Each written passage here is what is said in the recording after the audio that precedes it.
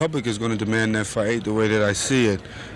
Myself, I want to retire a young man too, you know, hey, make the money. I think that I've been out there for, 11 years I've been fighting, and I feel as though that it's time for me to make a big score in the boxing game and also to eat up on some of the recognition too.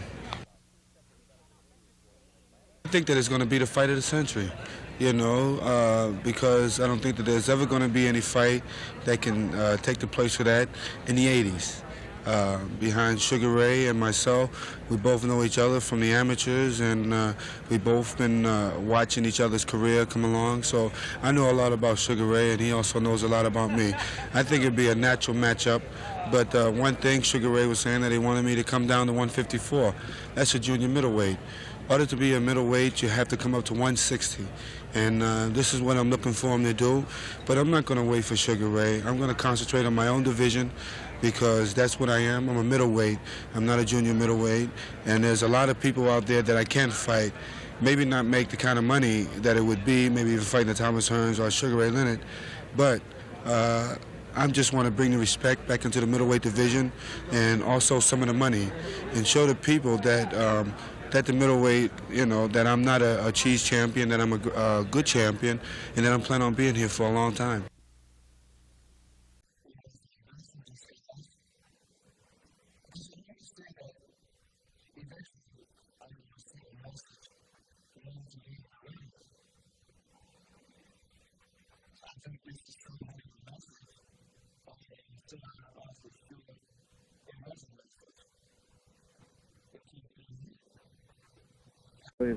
And proficient, Marvin Hagler's blazed a trail of destruction through the middleweight ranks. He's pillaged that division, put down the pretenders, smoked them all.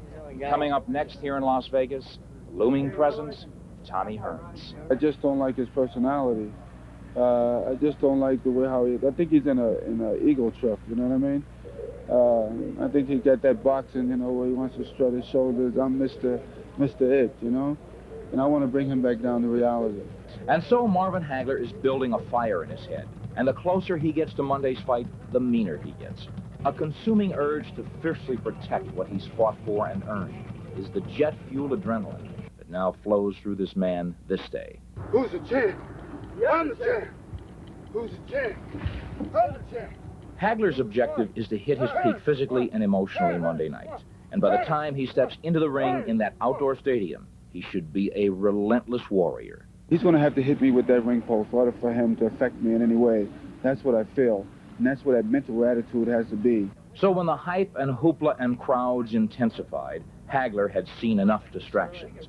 And so 3 days before the fight, he just closed his camp to everybody but his own people. Yeah. Is there any reason accredited press can't come in? Fine. It's been closed. It's been open all week for the press. Tonight we get no press coming in. People can bust this thing out of proportion and make it seem like a circus instead of really what you're here for. And I'm here to train and get my body and mind in the best condition. Tough inside and out is what it'll take to beat Tommy Hearns Monday night. And Hagler knows the best avenue to greatness. I'm going to knock him out. I mean it. I'm going to knock him out. I'm not here for destruction. I'm here to destroy. Something personal or strictly business. Marvin Hagler never pulls punches. Nick Charles, CNN, Las Vegas. I'd like to bring up now the king of boxing, marvelous Marvin Hagler.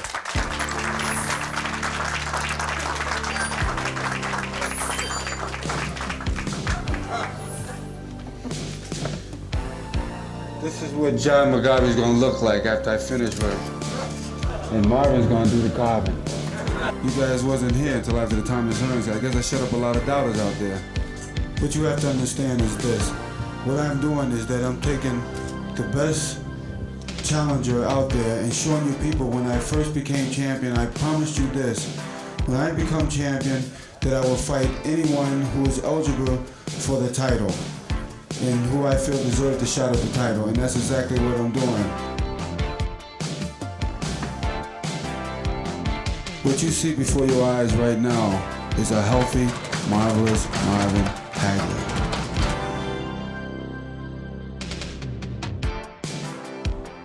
I think that I've come back and I've worked even harder than what I've ever worked before, and I'm pushing that body to its further limit. I'm mean, I'm getting meaner every day. That's the way I feel.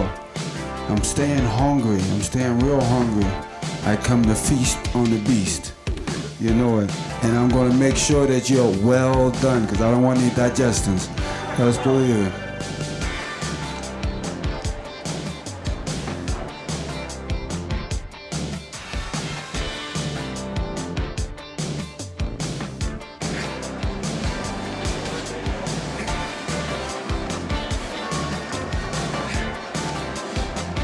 I'm a scientific boxer, and what they call me maybe a boxer puncher. I'm very versatile. I can switch from righty to lefty. I can do about anything inside these four corners.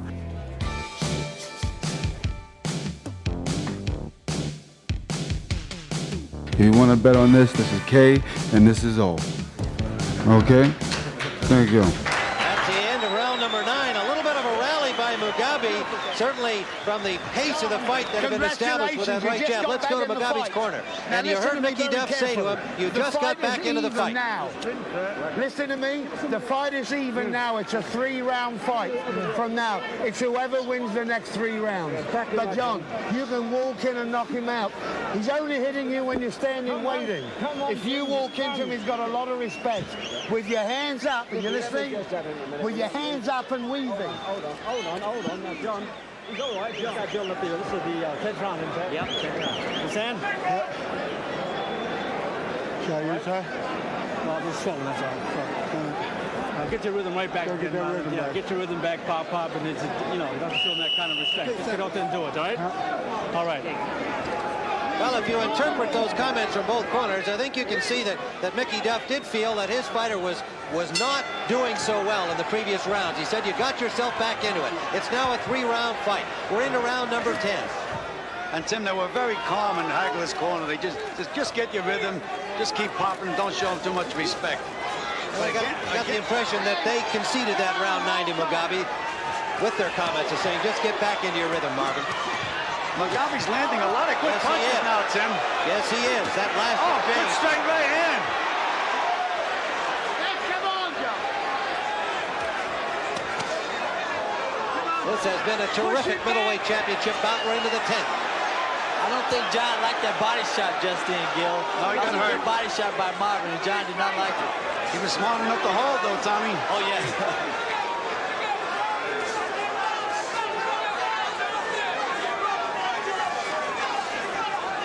Marvin's right eye is just about closed now, Tim. They were using the end swell on it last round, but it's puffy, very puffy. Most of the swelling underneath the right eye. Tommy, there's that wide left hand by Hagler again. He's not throwing it down the pipe. Well, Hagler's, you know, at times Hagler falls apart. He forgets what he's doing, it seems like. Big left hook by Hagler. Right, wide shots.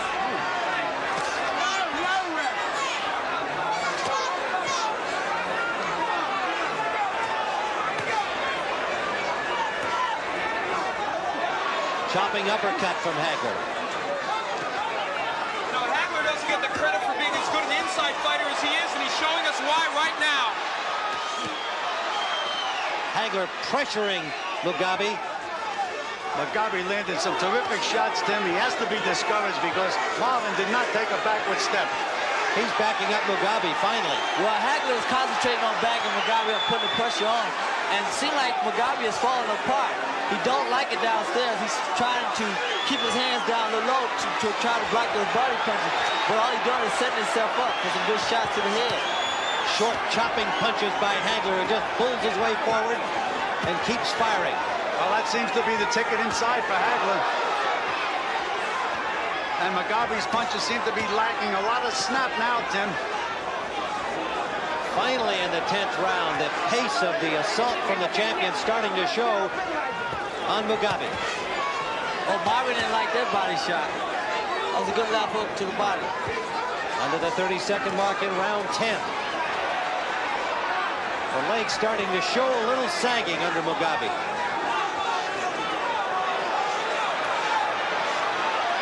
He's tired now, Tim. But he still throws bombs.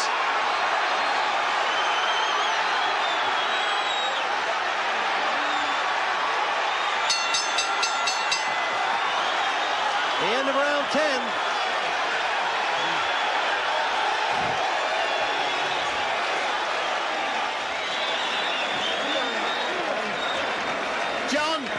to the father. You won't listen to me, listen to the father. All right, step back. Put that, John. You can do it. You can do it, John. Okay, that's right, John.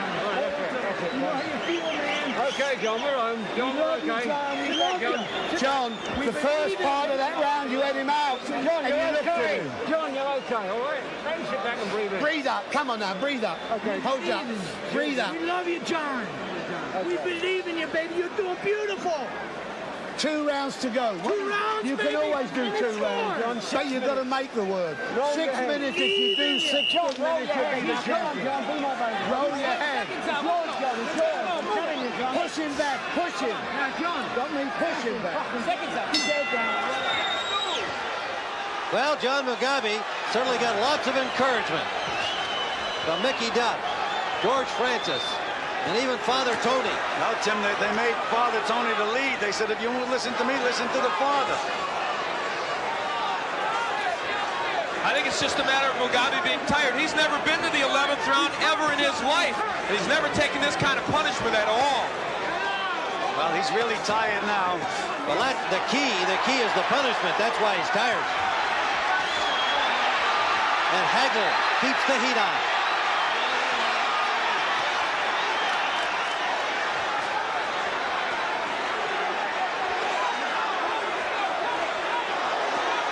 Uppercut inside by the challenger.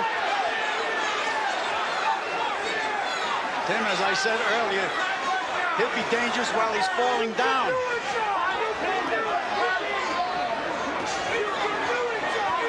And Marvin is doing a job on him now, Tim. Just taking him apart with short little punches. Wings 2 over the top just for good measure, and he's got him hurt. He's got him hurt. Mugabe finally goes down in the 11th round.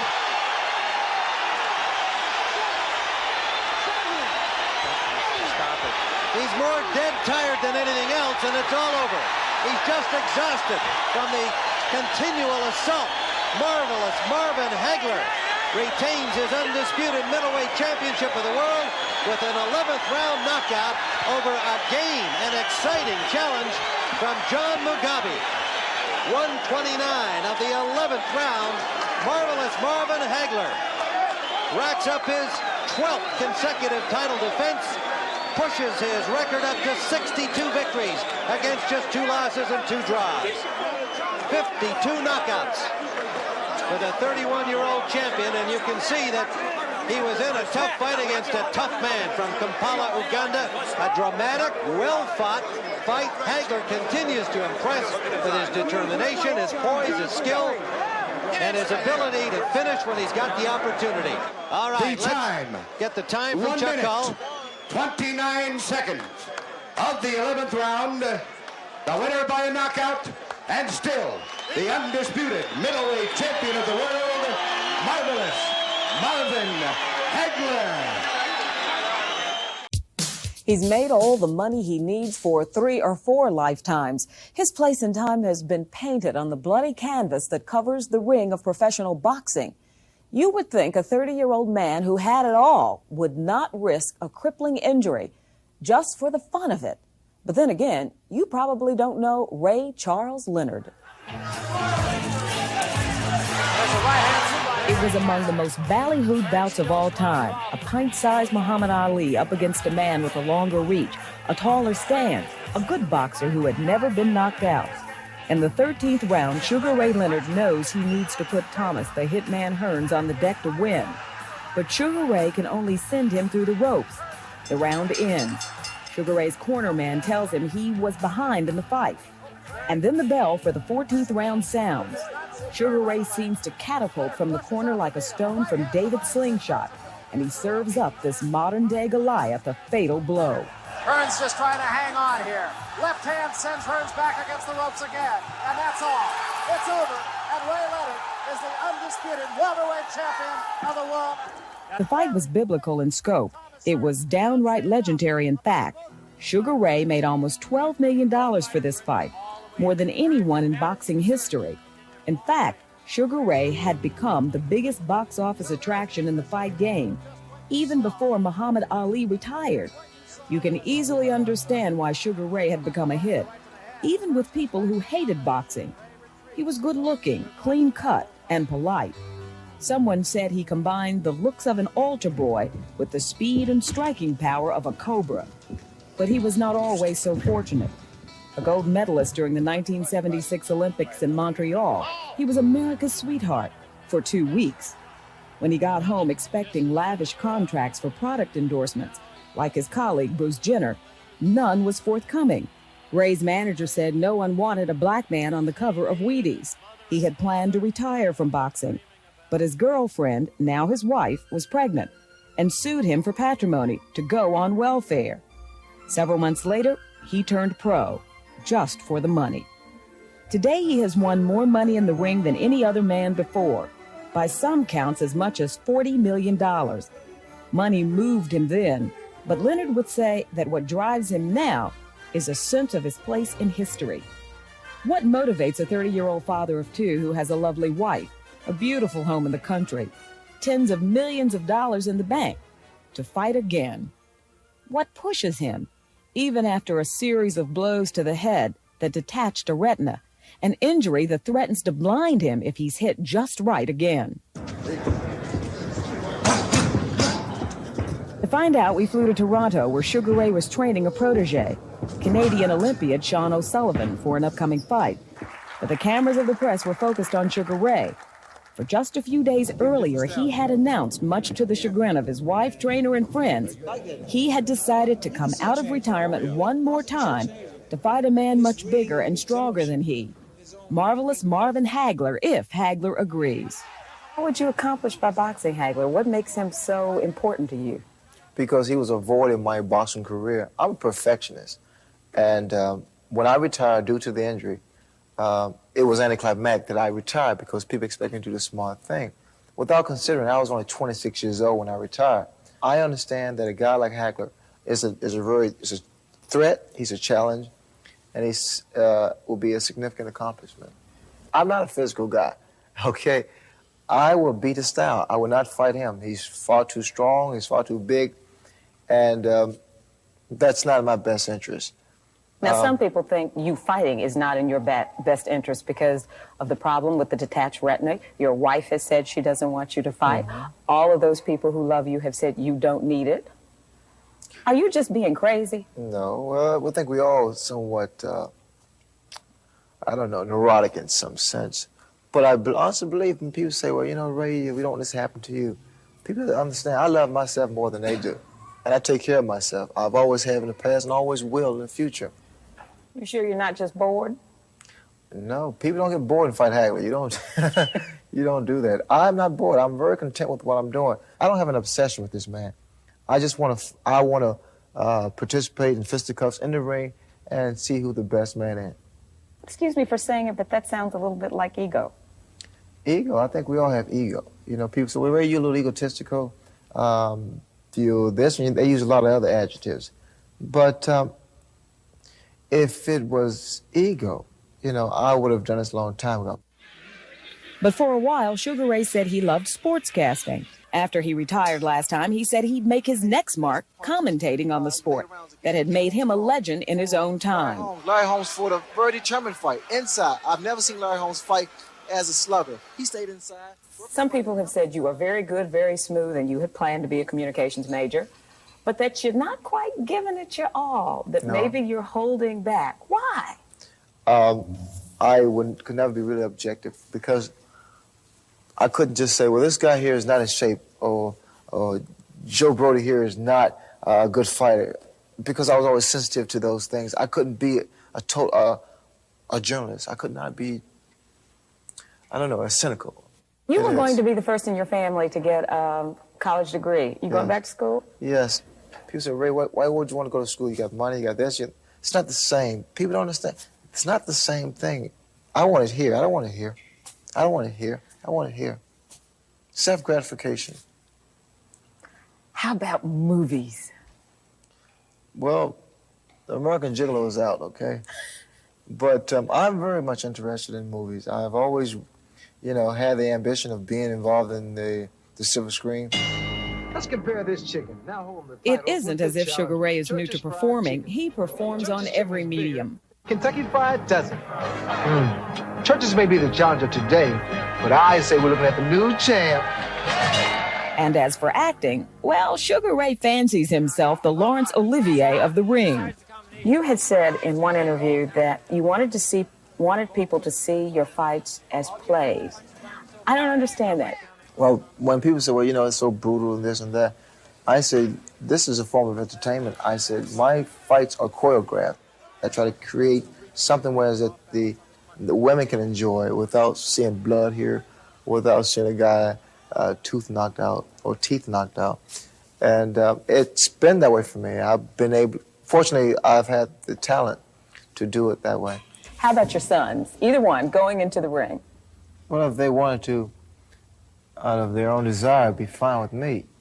But if they wanted to, as far as get involved in boxing because they want to be like the old man, I would discourage them and let them understand the fact that it's tough being compared to your father or your mother, especially once they've reached a certain pedestal in their profession. You have talked very openly in the past about Little Ray being born out of wedlock, you and Juanita married. What do you want to tell young men who will see this interview about the downside of being an unwed father? Well, you know, I was a kid myself, and unfortunately, I had no one to advise me or to counsel me as far as the pitfalls of, you know, having a kid out of wedlock, because you think about the responsibilities, you think about the problems they face, you think about the trauma of the mother, because I think 9 times out of 10, she would not be married. People expect the same thing from me and my girlfriend at the time, Juanita, but I feel this way. She stuck behind me, and she gave birth to my son, and I owe her that because I was loved. What are you going to tell your son when he gets to that dating age about sex before marriage? Excuse me? My son, I feel this way. You know, I give him guidelines, but, you know, once he reaches that certain age, you can't do anything about it. You have to pray that he stays on the right road.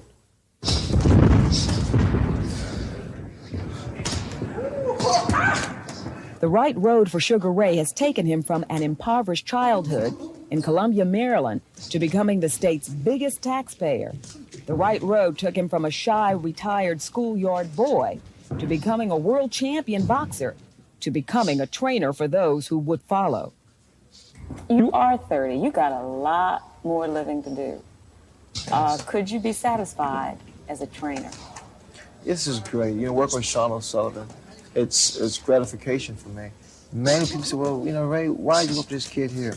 Here's a Canadian kid, and here's a kid that, you know, you met in 1984. Why not a black kid? They say those things. I hear those things. I like Sean O'Sullivan because he's a genuine kid. He's a coachable kid. He's the type of guy that I don't mind taking my time, using my knowledge to see him become champion of the world. Oh, and O'Sullivan in big trouble. Simon Brown all over O'Sullivan. But Sean O'Sullivan would not become champion of the world this time around. And after the fight, Sean's mentor and trainer seemed to have his mind on other things, on chasing other dragons, shaped like the image of Marvin Hagler squaring off with him in the ring. Simon Brown, a legitimate contender? No question about it. I like to see him fight for the title tomorrow. But he will not get Ray Leonard. No, Marvin will. Okay, Ray, Boxing in the shadow of his namesake, Sugar Ray Robinson, you'd expect him to fight just for the glory. He certainly doesn't need any more cash. And what's another title to a man who has more than you can shake a boxing glove at? We may never know. An old opponent in the ring once said, "He is like a beautiful woman. You never know what he's concealing, even when it's lust for his own place in the history books." See, I never dwell on adulation. I love people, but what they think about me, I can't do anything about.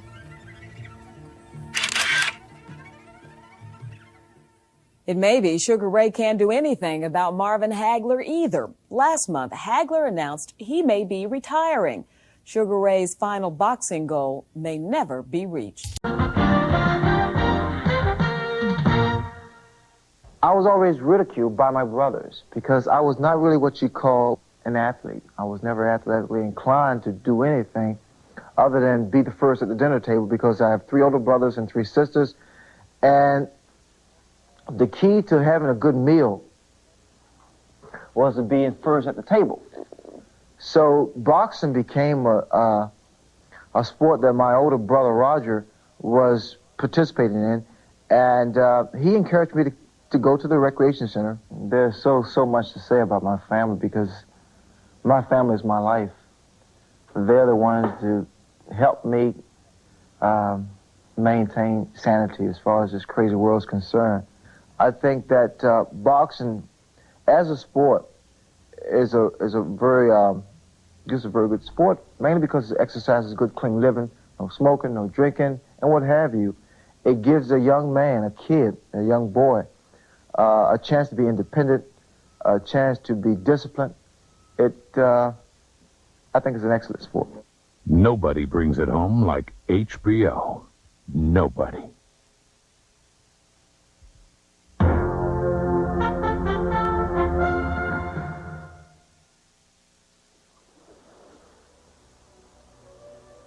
Their day begins the same way. For Sugar Ray Leonard, it starts on the edge of the Atlantic. For marvelous Marvin Hagler, the sun will rise 3 hours later on the edge of the desert. Marvelous Marvin Hagler. They have both battled their way toward this moment. Park, Maryland, Sugar Ray Leonard. Now is going for the whole boat. Hitting it with combinations. Leonard has given everything he's got. Hurst starts down the 12 and now goes down through the rope. Leonard heads to the corner. Hurst is not hurting. Right hand. Says Hurst. He doesn't know where he is. Hagler goes in for the kill now. He's going. He's down. And he may be out. They have stalked each other. I knew it would happen, but never knew when. Now you're not a commentator anymore. Let's not talk about commentating. Let's talk about fighting now because you're in there. After years of waiting, they will finally come together. This is a dream that's become a reality. This is war too. And I come to fight. It's the final countdown.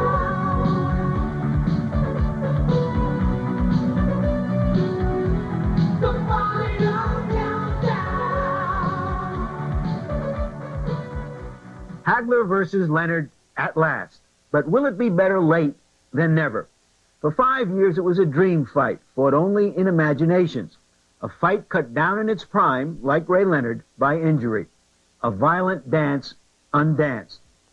Hello, I'm Larry Merchant. And now that the dance is on, we're going to try to answer some questions and question some answers about it. Why is Ray Leonard coming back? Not only against the fearsome Marvin Hagler, but without any tune-up fights. Is it merely the need of a prematurely grounded high flyer to fly again? Or is it the money? Big, big, big money. Or both? Is Leonard too glibly risking serious re-injury to himself and perhaps boxing? And finally, can he be competitive? Or will the fight be an anticlimax?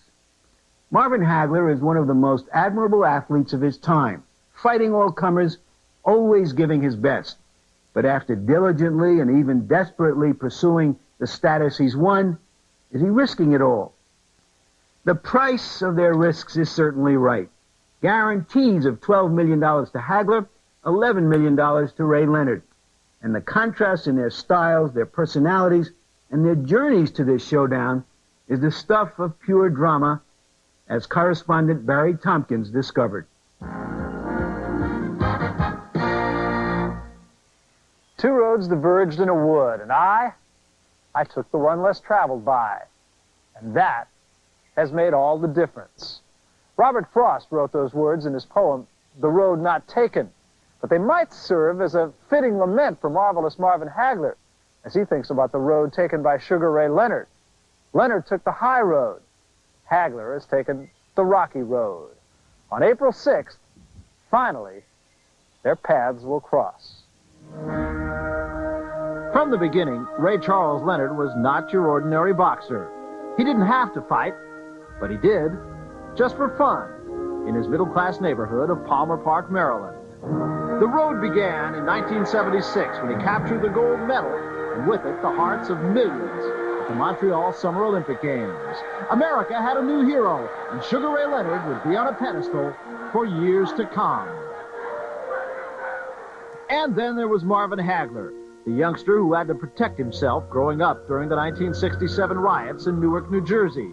He was of the streets, but with an inbred passion to rise above it. It wouldn't be easy. Nothing like that of his opponent. Marvin Hagler never attended the Olympics. He turned professional in 1973 and had fought 32 opponents before Leonard earned his first paycheck. But Sugar Ray's debut was a little bit different than Hagler's. By Leonard making 40 grand and then another 6 or whatever for television rights or whatever, the guy walked away $46,000. My first fight, I made $50. I think there's a bit of resentment there. That Marvin feels that I've taken a shortcut. But I didn't take a shortcut. Damn it, I worked just as hard as he did, and maybe harder. Everything seemed to come easier for Leonard when he won the world welterweight title, beating Wilfred Benitez in his 26th professional fight. Celebration followed. For Hagler, his middleweight title took 54 fights. When he beat Alan Minter, the celebration was more of a riot, as the London crowd bombarded him with bottles. Sugar Ray! One was a celebrity, the other a warrior. No one questioned who was the favorite. He holds it against me. I think he holds it against everyone. Marvin has become somewhat of a bitter person because he feels that he had to go the long way to make it to the top. When he defeated Thomas Hearns to become the undisputed champion, Ray Leonard was considered one of the greatest welterweights of all time. But no matter how destructive the marvelous one was, he still felt neglected through all the years. I'm just trying to show the people that I am the best middleweight champion of the world. Letting the people know that I am a champion. What do I have to do to get the recognition? Do I have to kill somebody? As time droned on, Marvin knew there was one person who could give him the recognition he so much desired. His thoughts were expressed as far back as 1981, when he took over the HBO microphone for a fighting Leonard. Well, one day, I believe that if we do ever fight, it would be the biggest fight that anybody ever faced. 3 months later, they drew even closer after Leonard won the junior middleweight title against Ayub Kalouli. Marvin Hagler is one of the greatest middleweight champions in the world, and somewhere down the line, he deserves a big payday, and I will give him that. After the Hearns fight, while training to fight Roger Stafford, Leonard suffered a detached retina. The big payday was now in question. If Ray Leonard does decide that's enough, I've had it, I'm not going to have a go at my... You got to make some of that money. I'm tired of people telling me how generous he is and how good friends we are. If I'm such a good friend, give me that big payday then. That's what we want. We want to show real artists and everything else out there, and I believe that it's us that can do it.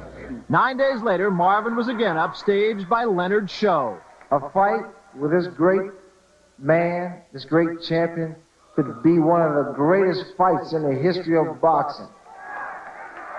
Talking about money, you talk about Fort Knox. And this is the only man who could ever make that possible. Marvelous Marvin Hagler. But unfortunately, it'll never happen. And it irked me a little bit.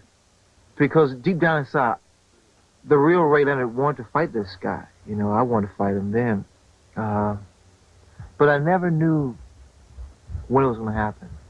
I knew it would happen, but never knew when. And 2 years later, he announced his return. Yes, it's not a comeback, I'm back. But the comeback was unsuccessful. Leonard once again had enough. He can take him at any time, and a right hand from Kevin Howard puts Sugar Ray Leonard right on the While an attending Hagler would now be the master of his own fate and the master of his sport. You know who the public wants? You can ask them. I'm going to tell you, he better come and get me before I decide that I don't want him. And finally, after a devastating victory over Thomas Hearns, Marvelous Marvin Hagler was king of boxing as he took over the celebrity status that once belonged to Sugar Ray Leonard. You ready? Just for the marvelous feeling. Rolling. Action. They'll make you feel like a million. I feel as though that the time is my time right now, and he's in my time. You know, his time was when he first came out the Olympics and all that stuff before he retired the first time. He should have stayed out of the game. But there was one fight Ray Leonard would come out of retirement for. What I'm saying here is I want to fight him. I'll sit by my phone. Okay? If he should say, Ray, I would fight you, I would consider it very highly. It'd be something I couldn't really turn down. I've been humiliated, you know, especially behind the fact that took him so long to get his heart up together, you know, to come out. I think that I've hunted this man so long that finally my time has came where he knew that I got to fight this guy.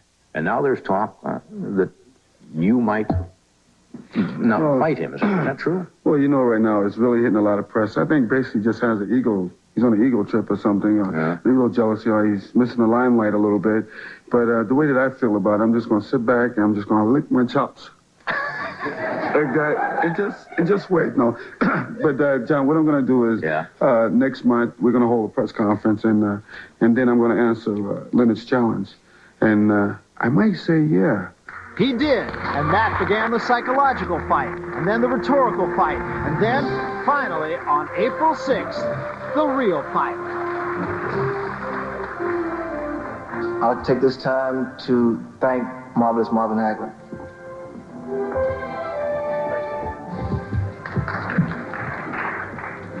Now I have the opportunity to finally show the world that I am the best fighter in the world.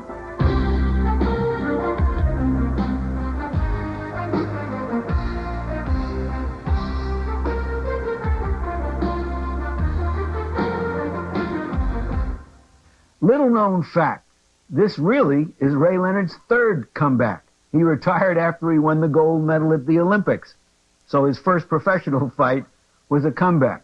And here's another little known fact. Our correspondent Barry Tompkins, back from the wars, was the guy who asked the question on everybody's lips when this fight was announced. Are you crazy? Now that you've been at Ray Leonard's camp, what have you found?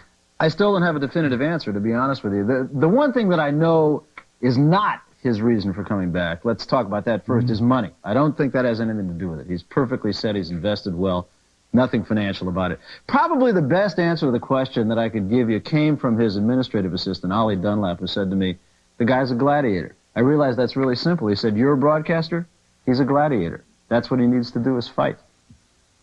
We can assume he wouldn't do it for $11, however, rather than $11 million. Why is he doing it, however, without any tune-ups? That mystifies me. And it does me, too, and I've asked him that, and the only answer I got, and I'm not even saying this is a good answer, but it is an answer. He said when he fought Kevin Howard, he just couldn't get himself interested. He said he didn't feel that it did him any good to fight that fight because he just really wasn't interested. He said it takes a fight of this caliber and the likes of Marvin Hagler to really get himself interested. But by the same token, I remember I went home with him after the Kevin Howard fight, and I remember him saying to me, every punch in that fight hurt. Every single punch. And I think he's kind of forgotten that. The guards are allowed to forget those kind of things, but I'm sure Marvin Hagler will remind him soon enough. Comebacks in prize fighting are as common as retirements, and for the same reason, basically. The ambivalence that veteran fighters often feel toward their game. It's brought them fame and fortune, but it also is the roughest, toughest game there is, in training as well as competition.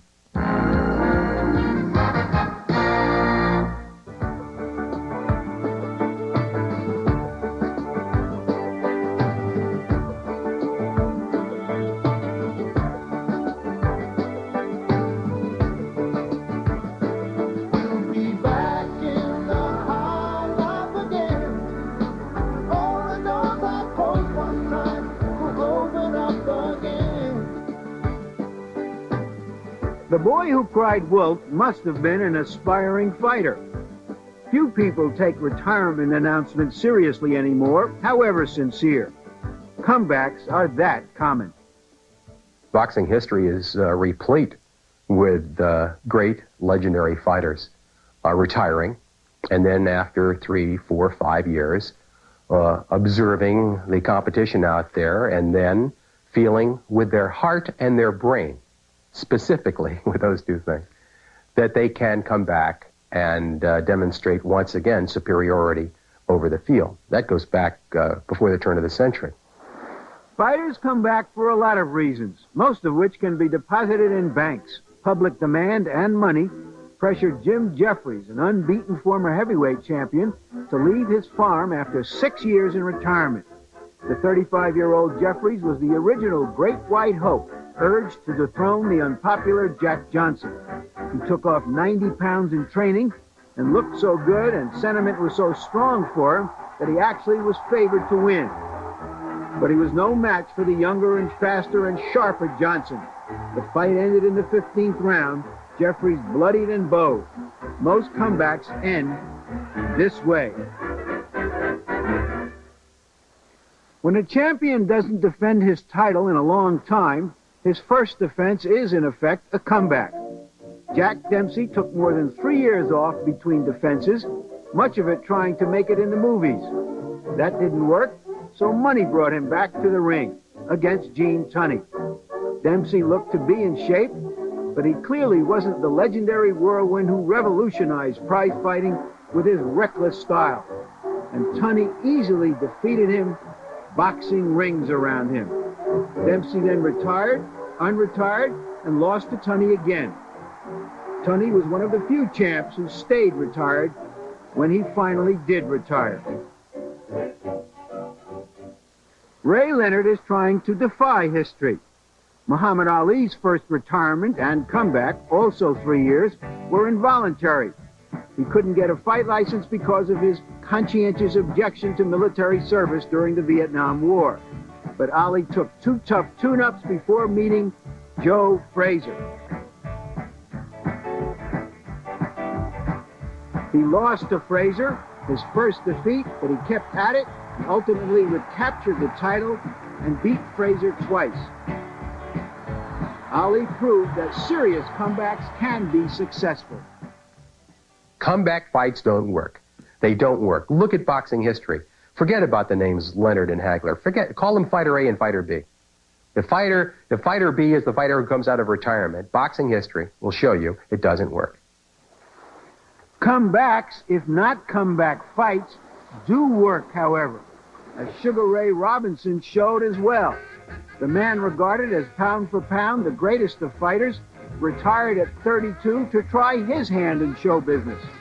2.5 years later, he was performing where he performed best, in the ring. But he came back slowly and deliberately, not for one big shot, but as a fighter. After 6 tune-ups, one of which he lost, he challenged Bobo Olsen, and as the underdog, proceeded to knock him out to win the middleweight title a 3rd time. Hey guys, I'm back. Ray Leonard made that celebrated comeback in 1984. I've been really up for this fight. I've trained really hard, and I'm going to put everything into this fight. Howard is actually pressing this fight right at the moment. And it's almost as though Sugar Ray Leonard is asking himself what he needs to do against what he knows is an inferior opponent. Though he looked as good as could be expected, it wasn't up to his high standard. It was a prelude for another farewell. And the fight is over. If I didn't feel it tonight, I never will feel it, and I'm not going to push it.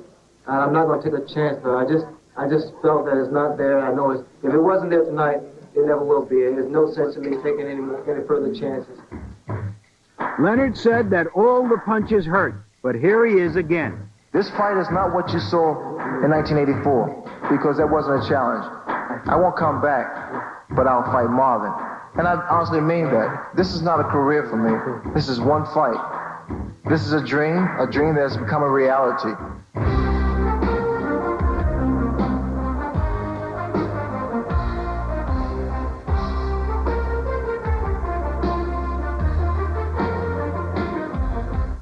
The comeback is official, but the circumstances seem to have changed for both fighters. Barry, Ray has fought once in 5 years. Marvin has only fought once in 2 years. How's that reflected in what's going on in the camps? I don't really know if it is reflected, to tell you the truth. I think both camps are business as usual. They're the same and yet they're different. And I think they're the same in that they are business as usual, but they're different in that at Ray's camp, Ray's the boss.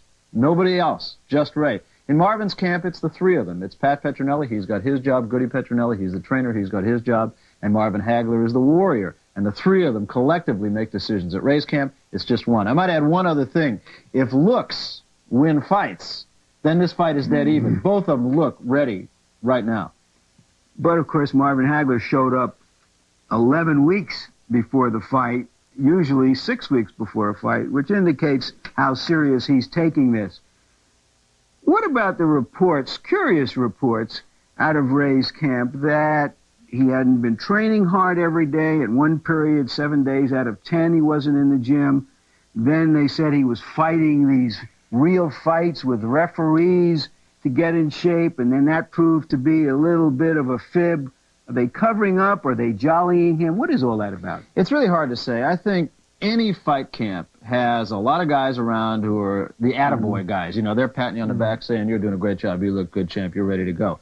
I asked Janks Morton about just that very thing. Now, Janks is the head trainer, and if anybody runs the camp other than Ray Leonard, then it's Janks Morton. And he said, it's true, we have been a little bit sporadic from time to time, but the reason for that is that Ray was ready. Ray was peaking too early for Janks Morton, and so Janks felt that the time off and appearing at basketball games and going up home for the weekends was good, not bad. Still seems a little curious, I have to admit, that far in advance of the fight. But what with the Tower report on President Reagan's management style and team, we'll have to look at the Tompkins report now and the management style and teams of Hagler and Leonard. All right, you shouldn't be there. I don't want you there when he comes at you. I want you sliding. And don't trade shots. Get that snap and speed going. Gotta get it going. Yeah. You're way better than that. Come on, Ray. You gotta be quicker. You gotta take it away from him, okay? Just gotta keep pumping like that, Marvin. Gotta keep pumping, understand? Okay, go ahead. Hit him up. Right? All right. This is where most of the action will take place come April the 6th, in the center of a 20-foot square. But when it comes to winning and losing the fight, this is where most of the action will be, in a much smaller area of that square. In that corner over there, marvelous Marvin Hagler and the Petronelli brothers. They've been with Marvin since age 16. In this corner, Sugar Ray Leonard's, the triumvirate of Angelo Dundee, Janks Morton, and Dave Jacobs. They have just about an equal tenure. Two camps with a common goal, but different ideas of how to get there. Dawn in Palm Springs. The only sound one hears is the chirping of the birds and the running feet of the fighter. It will have been 13 months out of the ring when Hagler squares off against Leonard, his longest layoff.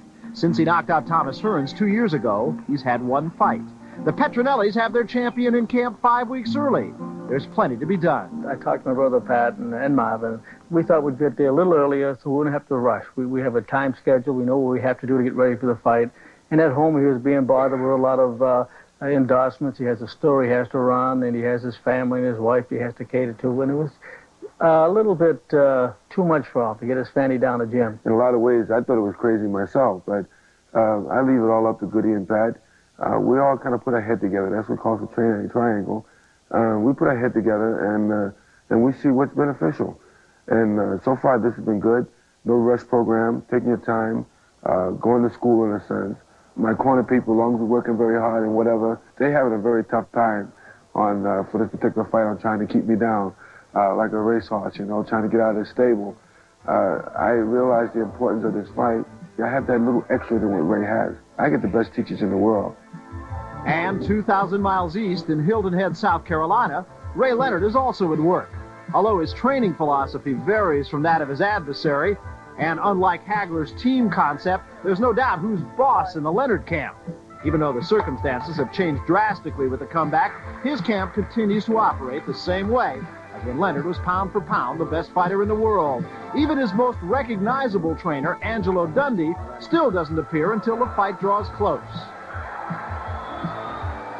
I don't think it would make any difference for me being up there, right there at this moment, because from the beginning of the training of Sugar Ray Leonard, I've always went in there a couple, 3 weeks before a fight, according to the impact of the fight. With Angelo Dundee, I mean, this is nothing new. Angelo has always come in weeks prior to the fight. I mean, for those who say, well, a trainer should be there all the time. These two guys train me, Dave Jacobs and Janks Morton, Angelo is my trainer, and Angelo is doing his work on the other side of the town. Tuning up Ray is no problem. He gets in shape. He's a hard training guy. Ray's never had no problem working. He's that kind of an individual.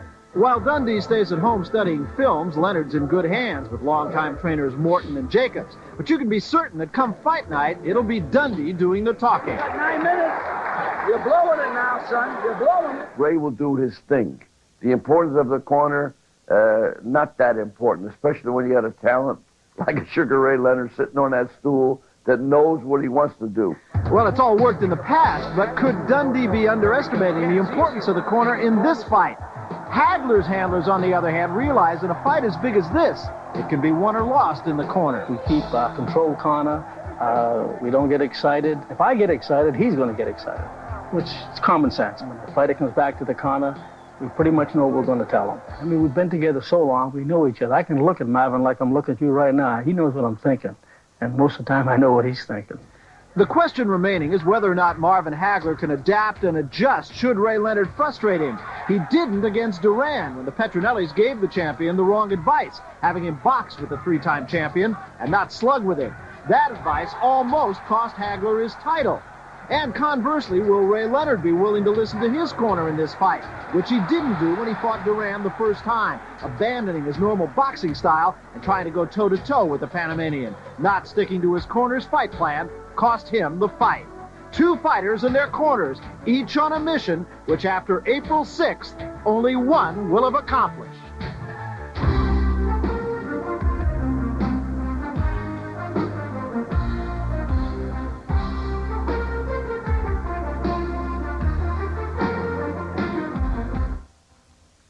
Team Hagler and Team Leonard also include a Mrs. Hagler and a Mrs. Leonard, and both are known as strong-willed women who oppose their fighters fighting at all again. In their own way, probably stronger than Mr. Hagler and Mr. Leonard, to tell you the truth. Bertha Hagler, I think, perhaps even more adamantly against this fight than was Juanita Leonard, but Marvin told me they went up to their place in New Hampshire, had a long talk about it, a weekend-long talk about it, and finally it was decided, yes, this fight will happen. Bertha went her way. She went to Massachusetts, and Marvin, as is his wont, went the other way. He went to Palm Springs. Does not like to have his wife around training camp. Juanita Leonard, on the other hand, likes to be around Ray Leonard's training camp, and Ray likes to have her around. She is an extremely good judge of character, according to Ray, and she keeps the hangers-on sort of away, and she's very good at deciding this person's important and should be here, this person, frankly, is in the way. He also, oddly enough, listens to his son, Ray Jr. I think he sees an awful lot of himself in his oldest son. What is your take, then, on this whole scene, the fight, since you've been examining it? Marvin Hagler is as relaxed and as confident as I've ever seen him be. It's a different kind of confidence than he's had in the past. I almost had the sense in fights past that he was trying to convince himself that he was going to be able to win this fight. I think he's absolutely convinced that he can beat Sugar Ray Leonard. And in fact, I think he's trying to find a way to really dislike Sugar Ray Leonard. I think he's having a little bit of trouble with that, but he always says he needs to dislike the man he's in there against. As to Ray Leonard, I had a long talk with him not terribly long ago in a really kind of a quiet setting, and he said, I know how to beat Marvin Hagler. And he explained to me how to beat Marvin Hagler, and I think he's right. He probably does know how to beat Marvin Hagler. But I got to thinking about it, and I thought, well, I know how to slam dunk a basketball. But until I lower the basket to 8 feet, I'm not going to be able to do it. And I think that's the bottom line. It'll be a little harder to slam dunk Marvin Hagler, because once the bell rings, there are no teams or wives. There are just two guys doing what they do best. The conventional wisdom is that Leonard will try to neutralize and frustrate the aggressive Hagler with boxing tactics, hitting, holding, moving. And this choreography was shaped by Roberto Duran.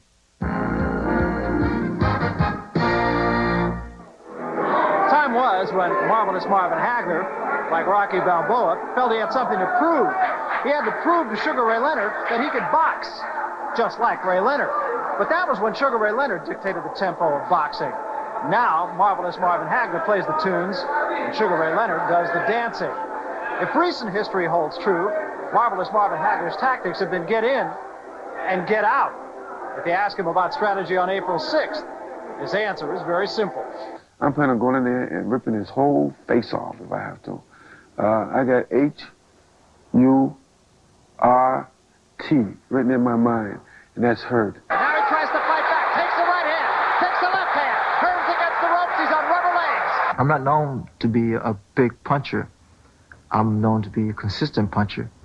And the first one doesn't get you, I'll get you with the next one. 2 minutes remaining. A right hand, and that hurts on the third sentence, really. Hearns is not down yet. A left hand, as Ray thought his man was going to go, and he didn't, and Hearns is still on his feet. For the most part, the strategy on the night of April 6th is cut and dry. The champion feels he has to do what he's done in the past, and that's use his strength, cut off the ring, and physically punish his opponent. The challenger, Ray Leonard, feels he has to utilize his quickness, his hand speed, and hope to accumulate points as the fight progresses. And as in many fights, the first round could set the tempo. That first round is a key round. It's a very important round. But, you know, I tell you, it's what I'm thinking about doing is the fact, what I'm hoping to do, rather, is just before the bell rings, land that last punch. And the reason I say that is because he has to go back to his corner saying, damn, he can hit. I'm going to get attention somewhere before the end of the first round. No matter how he think he's looking or how quick he's going to be. But I'm going to get you. I'm going to get you some kind of way in the first round. You're going to know that you're going to be in a fight, partner. I don't anticipate another Hearns first round. I really don't. But who knows when that bell sounds? Because sometimes something may tick him off, and it could be. If Leonard makes a mistake, he's going to pay. Many think it would be a big mistake for Leonard to try and trade shots with Hagler. Once before, he tried that strategy, and it failed. I was very upset the way Ray fought Duran the first time, naturally. We were all upset. The second fight he fought was you saw the real Sugar Ray Leonard. He put a whipping on Duran, and Duran said adios. For Leonard to be effective, he has to outbox and frustrate Hagler, using his defensive skills and his quickness, thereby offsetting Hagler's game plan, as Ray did when he fought Duran the second time, and as Duran did when he fought Hagler. Duran fought a very intelligent fight, very tactical fight, because Hagler was not able to knock Duran out. Duran was in front of him. Duran gave him a lot of up and body movement, and I couldn't hit him. People expect me to run, just move around a lot. I won't move around, although I won't slug, quite naturally. It's not helpful. But I see myself being somewhat of a elusive target with great upper body movement. I hope Leonard did see something from that fight, because everything else was working, all except that I was getting tagged with the right hand. Didn't hurt me. That wasn't hurt at all in the fight. I couldn't understand what had happened, but I do now. I gave Duran a lot of respect, and that's what I did. I got caught up in Duran, again, trying to outbox him and everything, and I lost the first 3 rounds. Hagler did his homework after the Duran fight and gave a lesson to Thomas Hearns, knocking him out in the 3rd round, going back to basics, which he'll likely do against Leonard. With Hagler's aggressive style, one has to wonder how Leonard will fare against a legitimate middleweight. When he has fought bigger fighters, like former junior middleweight champion Ayub Kaluli, and in his last comeback against Kevin Howard, Ray had a tendency to fight flat-footed and found himself getting hit with more punches than he would have liked to. Even Ray doesn't really think he'll knock Marvin out, but how will he react should Hagler come at him in the reckless style he did against Hearns and Mugabe? I honestly can't tell you what I'm going to do, because I don't know what I'm going to do, because I don't know how I'm going to react if I see a big guy running at me. This is a very rare type of athlete that I'm facing on April 6th. He's that kind of guy that when he punches, it's like an automatic switch that's been turned on. He keep punching. The other guys respected me a great deal, so I had an edge there. I don't think I will get that much respect from Hagler until I initiate that respect. The same way Leonard's layoff is a factor, Hagler by no means is fighting regularly himself, and therefore it could be to Leonard's advantage if the fight does go the distance. It's also no secret the champion cuts. And don't make me bleed. I fight harder when I bleed. You know, I know that because I get to a thing of losing my security of my title. And my title means everything to me. And then I know that I got to hurt you real bad, and I got to hurt you the quickest way I know how. The sum of it all is that the onus lies squarely on Sugar Ray Leonard to prove to the world he still has his innate skills against a champion who's determined to test him to the limit.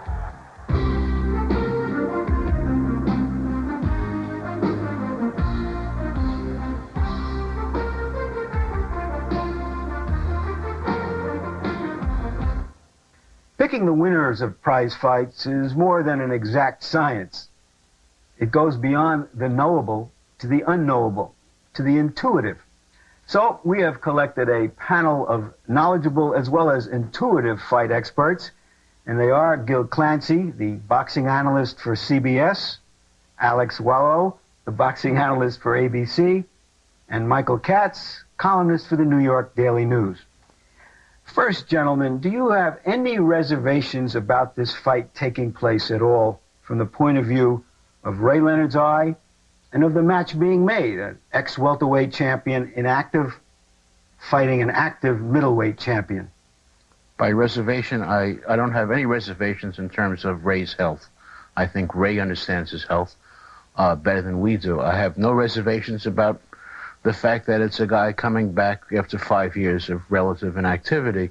What I do have reservations about is the hype about the fight, because this really is nothing more than a crackerjack old-timers day.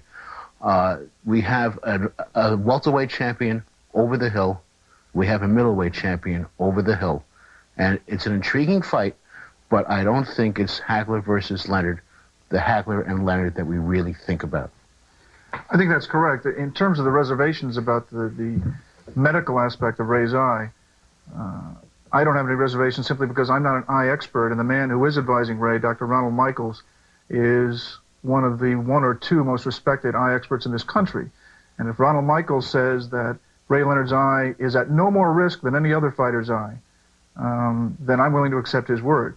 In terms of what Mike said, I do think this is two great fighters over the hill that can lead, though, to great fights in the sense of a thrill and Manila kind of fight, when Ali and Frazier were both over the hill but had a very memorable exhibition. Well, the reservations, Larry, that I might have about the fight is the fact that there's always Monday morning quarterbacks. And if, in fact, in the fight, Ray Leonard does get licked and possibly gets hurt, which can happen in any fight, the Monday morning quarterbacks are going to come back and say, see, I told you, he shouldn't have fought, despite the expert medical opinion. And do you think that could jeopardize boxing in the present climate? Yes, that's my reservations about the fight. It's a fight that, if it lives up to the hype, which very few fights do live up to the hype, it will be fine. But if something happens, it could be very damaging to boxing. And I'm in the boxing business. I wouldn't like to see that happen.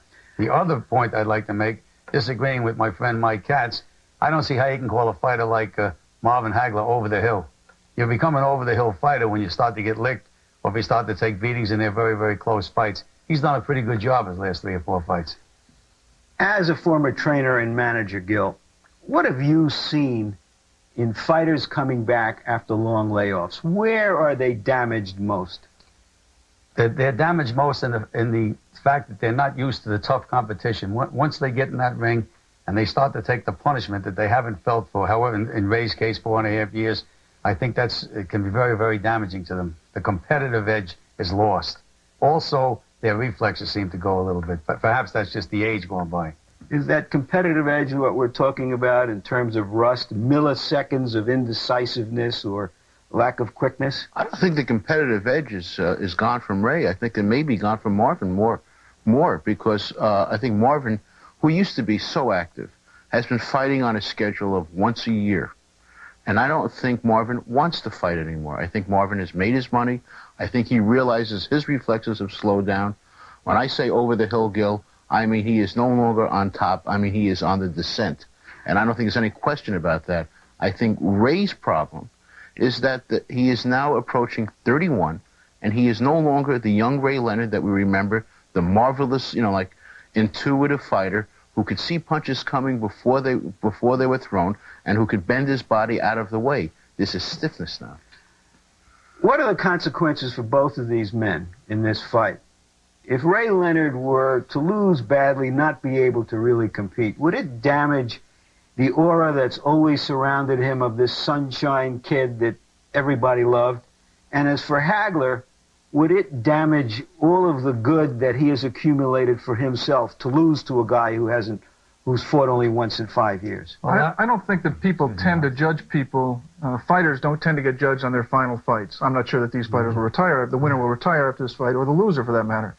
But I think we don't judge Muhammad Ali on the fact that he lost to Trevor Berbick or Joe Frazier drawing with Jumbo Cummings. I mean, we tend to take in the totality of a career, and we tend to dismiss the fighters in the waning fights of their career. I do think that this fight will be a little bit more memorable than those because it involves 2 of these fighters rather than just one of them. But I think ultimately they'll be judged on how they performed in their prime and not in this fight. In a fight such as this, I think all of the pressure is on Marvin Hagler. He's the big favorite in the fight. He's been active. He's the middleweight. He's the southpaw. He's expected to win. He's got nothing to win in terms of if he wins, everyone says, so he beat a guy who wasn't what he was. That's correct. The only thing he has to win is money. Money isn't a bad thing to win, Gil. But who's going to win the fight and why? Well, starting off, a fighter that's fought all the tough fights that Marvin Hagler fought, someday he's going to walk up the steps of the ring and the bell's going to ring and he's not going to have it anymore. But strictly on form, Hagler is the world champion. His natural weight is middleweight, and he's a southpaw, which I think is going to be the key, and the fact that he can switch so easily to the orthodox style. That's going to keep Ray from boxing. It's going to keep him from escaping. He's going to have to fight Marvin Hagler, and if he has to fight Marvin Hagler, you have to like Hagler in the fight. Alex? Well, Gil talked about off the form. My difficulty in picking this fight is really that there is no form. Both fighters have been very inactive. Ray, tremendously inactive. But based upon what we know about both fighters, I picked Marvin Hagler to win a tough fight, probably a decision, based upon the fact that he's a natural middleweight. I remember when Ray went up from 147 pounds to 154 to beat Ayub Kalouli, another left-hander. He won the fight, but he got hit with an awful lot of silly punches, I thought. His reflexes weren't the same, and his movement was not the same. So I think that is going to be the decisive factor. Mike, aren't we going to see evidence of that great reservoir of will and pride from Ray Leonard, who was such a great fighter? Oh, definitely. This is Ray's fight. He picked this fight. He was minding his own business, and he came out of retirement and said, I want this guy. So we know that Ray, from deep down, knows how to beat Marvin Hagler, both from a willful standpoint and from a mind standpoint. He has the strategy. I think Vito Antuofermo ruined a generation of middleweights by charging this guy, and everybody thought you had to back Marvin up. The way to beat Marvin, I think, and I think Ray understands this, is to make Marvin come forward. Marvin doesn't have the greatest balance in the world, and as he gets older, he is no longer marvelous.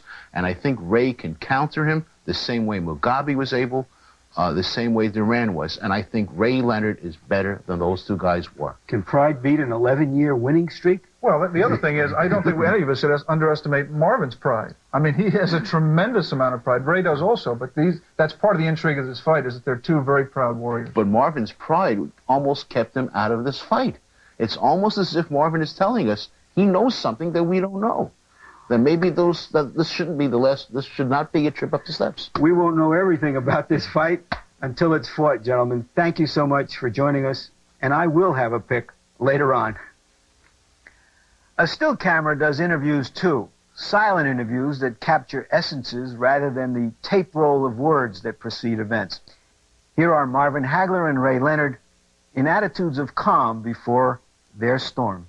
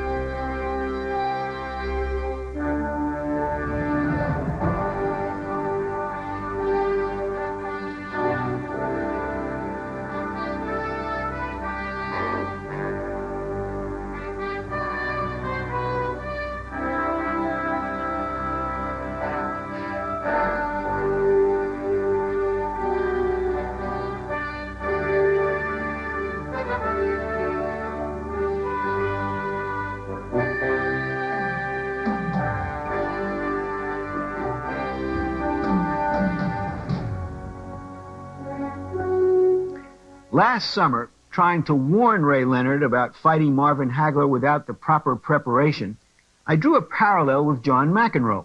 Like Leonard, McEnroe was something of a genius at his game, and yet after taking just a half year off at age 27, and Leonard is nearly 31, McEnroe was being beaten by his inferiors.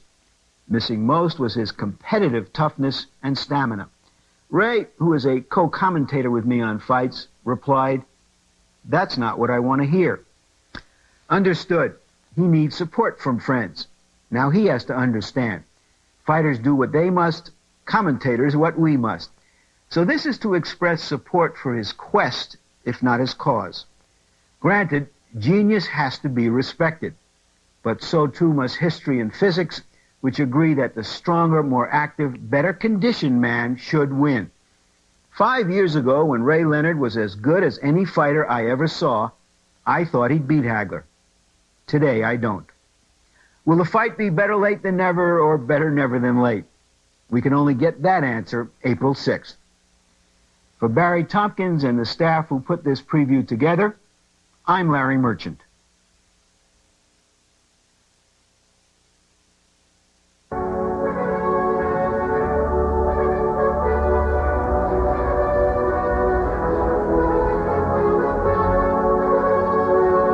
This fight means a great deal to me.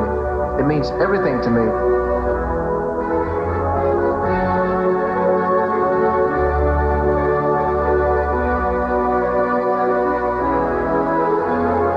I've been looking forward to this fight for years.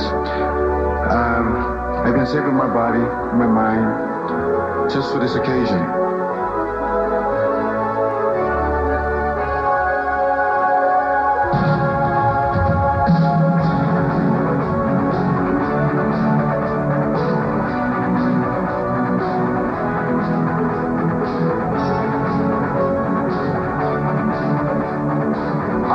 To any surprises. I would be prepared mentally, physically, spiritually, emotionally.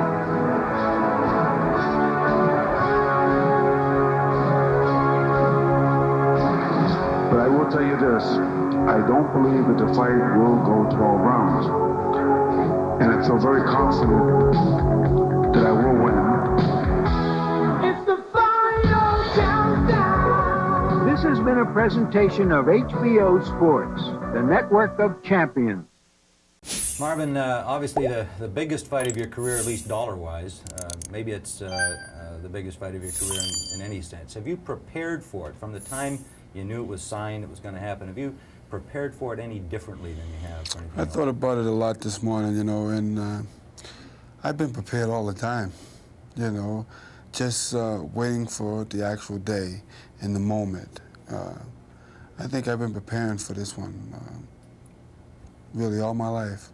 Have you changed your mental preparation for it? Is that really what you mean? No, I think my mental preparation was ready to. It was geared up. It was ready to go. It was just basically just getting the body motivated, you know. And once Leonard had put his John Hancock on the paper, automatically everything started falling in place. The fact that that finally that document was signed, there was going to be a fight, it seemed that it went beyond it being a big fight, a lot of money. The fact that it was Ray Leonard really was the thing that made the difference for you. There's an obvious resentment. Is it a personal dislike of Ray? I think the personal side would come from him. You know, I think because basically he's on the ego trip, he's probably a little jealous of the way I've been looking. You know, he should be on the other side sitting where you're sitting at still. But after I finish with him, I don't think he's going to have a job anymore. That's the way that I'm looking at it. As you know, I'm just going to do what I have to do. I forgot to answer a little bit there. I went off a little bit. You know, I think back to the night in Baltimore. Oh, okay. And it seemed to me, Marvin, that was such a deflating and in some ways degrading experience. Have you held a bitter resentment since that night? No, not really. You know why? Because of the fact that I made him retire without even throwing a punch. And, you know, if it was anybody less than Marvin Hagler that was next, Leonard would have fought regardless. But I think just by Marvin Hagler being there, that made sure I'm not ready for a hard fight, and I don't want a hard fight, and that was it. You know, and I want to go out looking, smelling sweet and everything, which is a normal way for anybody to go out. I think that was the way. I felt as though at the time that I went there as a spectator, really. You know, they had Muhammad Ali there, and they had all these. It was a moment, I thought, in the sport of boxing. And it was something for me to analyze if the day came for me to be in that position, how to handle it, and to, you know, to look at the whole situation. So I was more or less a spectator with that. I brought my wife down with me, and we looked at it. I had funny feelings that most likely he was going to say that he was going to retire. But I felt as though if he retired, that it would only do one thing for me. It would just mean that I have to take more fights just to add up to get more money, where instead of just one big fight in order to make the money. But in this case, I think that it worked better for me. It kept me active, you know, it kept me hungry still, and still keeping the thought in the back of my head of, you know, staying ready for if he does come out. Well, you've referred to the reason you think he's fighting as the fact that he's on an ego trip. When you knew that this was going to happen, did you see his reason in those simple, stark terms that the only reason he's doing this is for an ego trip? How do you? Why well, nobody. Do you know what how does Ray he plays need? games. He plays games, you know, and you know, I think it's, you know what it is. It could be that 30-year crisis. You know, it's like a woman. When they get 30 years old, then they wonder, what am I going to do now? What's my career looks like? You know, they start panicking. I remember my wife did. I remember when I turned 32. Yeah, I mean, when I was 30, I felt that little bit too. It does bother you. I mean, and by being a man, not as much of it does a woman, but it's something that am I secured? Should I, you know, I feel I'm too young to retire. Retirement, in my terms, meant I had to think that you had to be 65 years old or to retire, you know? As you approach this now, here it is literally minutes away in terms Can't of our wait. telecast. Can't wait. What in your mind's eye is going to happen? How do you see the fight going? I'm going to stop him. I don't know which round it's going to be in. I'm going to stop him. I feel as though this is my turn. If anybody can understand what I'm trying to say, I believe this is my era, and this is my turn. In order for him to keep going. It was like this, the way that I look at it when I was running on the road this morning. You know how there's no shortcuts to success, okay? But at the end of the line, there's always a stop sign. And if I had to go straight, I had to go there. There's the stop sign. So, Julie, you're going to still meet the same point at that time. And that's the way I see it. Because just like Joe Louis says, you can run, you can hide, but them shortcuts, sooner or later, you just ducked a couple, but you're still going to have the same whooping coming. Because it's meant for you. You've said that he needs you to have a satisfying career, to have a satisfying huge fight. Do you need him for your place Sure, in boxing? I think it would work both ways. It does work both ways, you know. But now that it was my time, I still could have kept going on without a Leonard, you know. But the way that I felt, I would like to prove it to myself that I know that I can whoop the man. And I think for him, it's probably the same thing, too, because I've been haunting him for years, the name Hagler. And by being on television and by watching me and the people coming up asking him about me and all this, he probably got fed up with it. He got tired of it. And that was great for me. Basically, the best thing that ever happened was to keep the faith and knowing that something good was going to happen for me, because it says things come good to those who wait. And I've been waiting, I tell you, for a long time. And like I said, I think that this is my time, this is my era, this is my day for me to shine. If it is your era and you win the fight, the temptation will be great to go after Monzone's record. Yes, because if it happens and Leonard cooperates with me and goes out early the way I anticipate, then I can move on and then put my focus on what I want. And that will probably be to break the record of Carlos Monzon. That would mean that I don't really need the money. But as you know, every one of my opponents that I fought has all been #1 contenders. So will they give me the opportunity to pick and choose which one I want, or will they strip me, you know, because I won't fight a #1 contender? How come they let all the other fighters fight anyone that they want to fight, and only me, when I decide on fighting someone, they strip me? It doesn't make sense, you know. I'm surprised they let Leonard. There was a bunch of stuff. That's the only reason why, because he's not a #1 contender.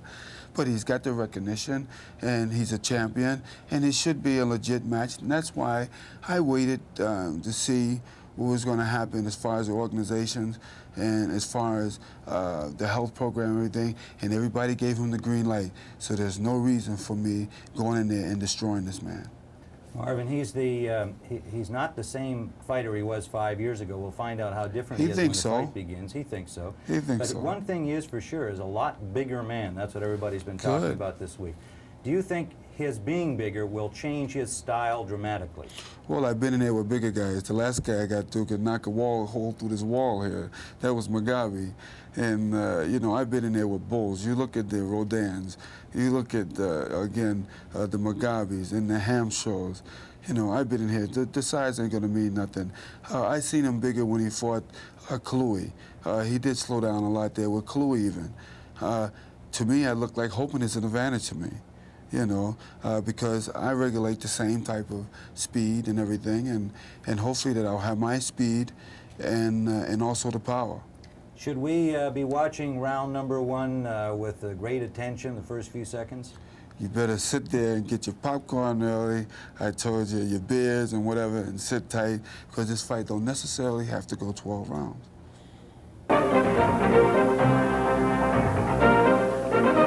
In our preview of Hagler-Leonard, we left with a question. Would it be better late than never, or never than late?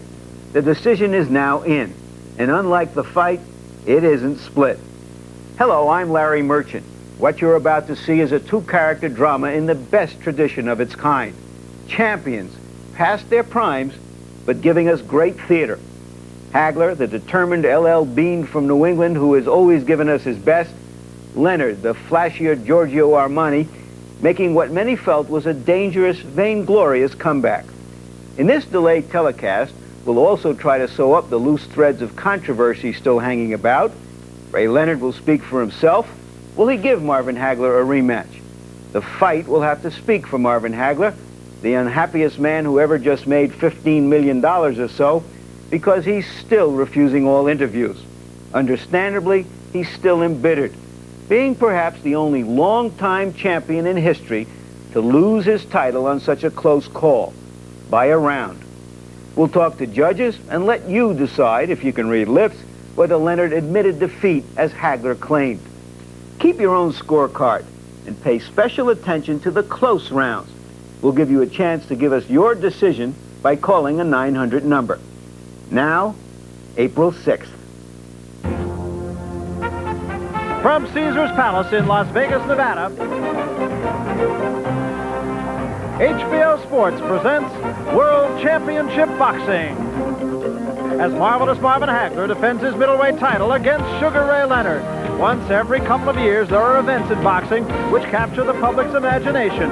Arenas, theaters, and stadiums around the world are packed with paying customers, with all eyes on an outdoor arena here in Las Vegas.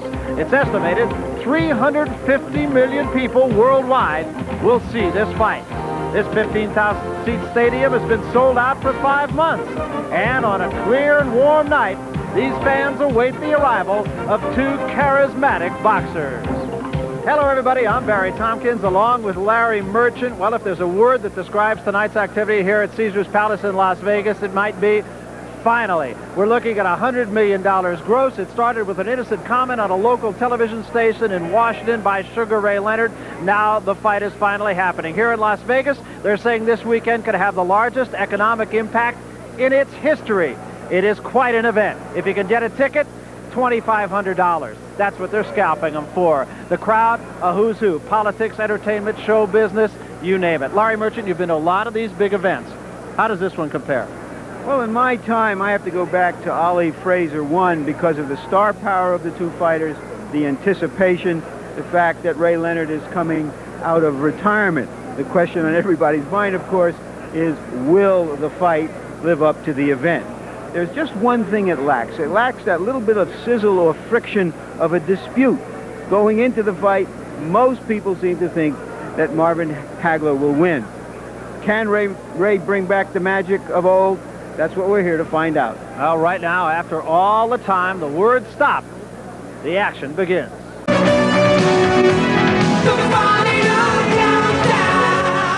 The eyes of the boxing world are focusing sharply on the sports capital, Las Vegas. And here at its Romanesque shrine, Caesar's Palace, excitement and anticipation are already overflowing as we build up to the richest ever fight. It's the $100 million encounter that is being billed the super fight between Marvin Hagler and Sugar Ray Leonard for the Middleweight Championship of the world. Sugar Ray Leonard attempting the most challenging comeback in boxing history against the master of the middleweights. Marvin Hagler, bred as a fighter in the streets of Newark, New Jersey, has had to battle for recognition. But going 11 years without defeat and holding on to the middleweight crown for almost 7 years through 12 successful defenses has ensured his immortality. His earnings before this fight, $25 million.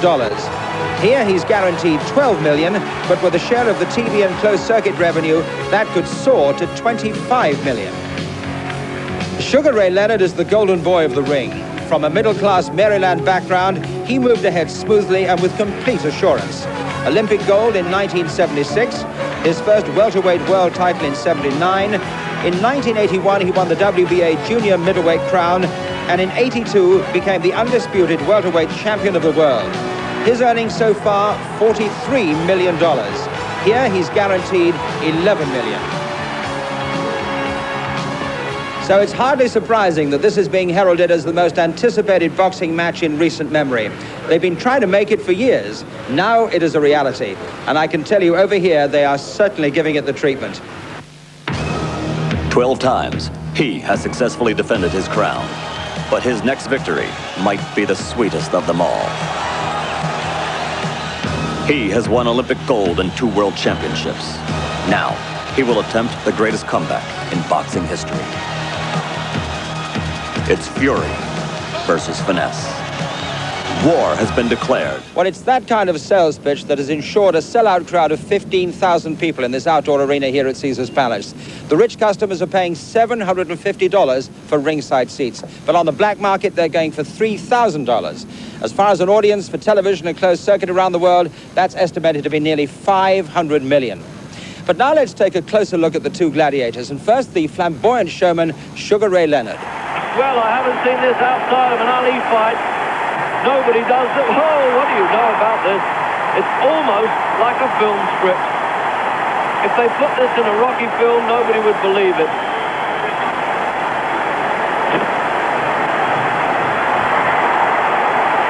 What a great turnaround this has been, and what a great fight. And Hearns is really struggling for dear life now. The referee poised, isn't he? It looks as though he might dive in and not wait for a knockdown. We'll see. Not fighting back now, Hearns. And it's all over. Davey Pearl says that's enough. I suppose a compassionate act.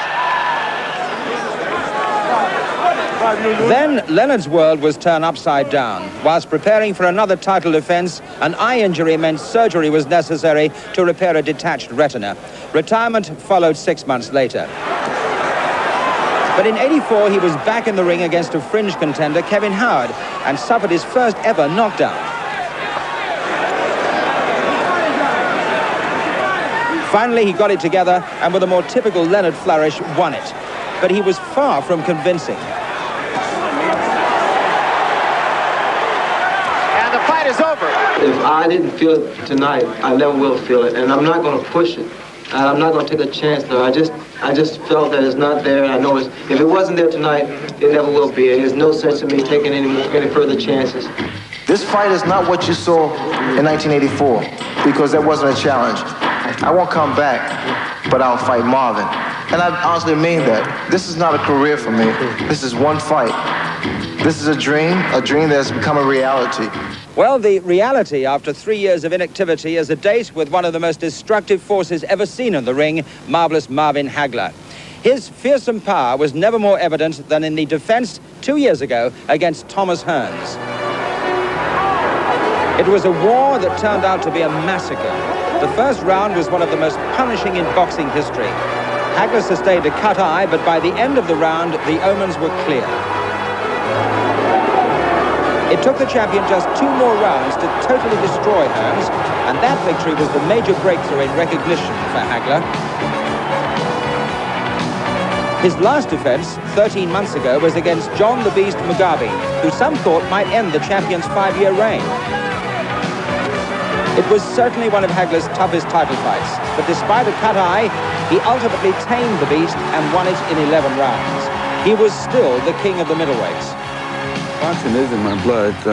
I walk it, talk it, sleep it, act it, try not to look it, but you know, the money is not that important to me. I think it's something personal, probably just between Ray and I. And behind him being such a phony of trying to be a friend and then challenging you, it really don't leave no taste in my mouth, and it shows me that he really don't have the class that I really thought that he had. That's one of the reasons why I'm planning on punishing him.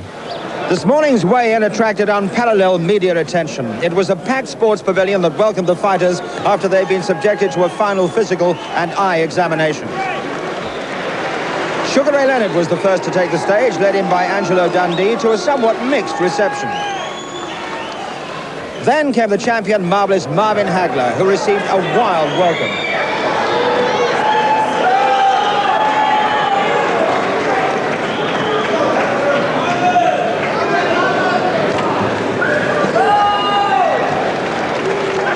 Sugar Ray Leonard weighs in at 158 pounds.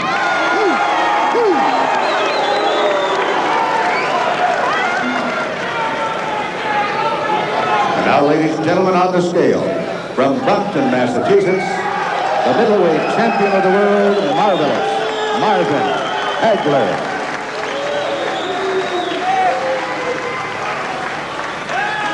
Marvelous Marvin Hagler weighs in at 158 1/2 pounds.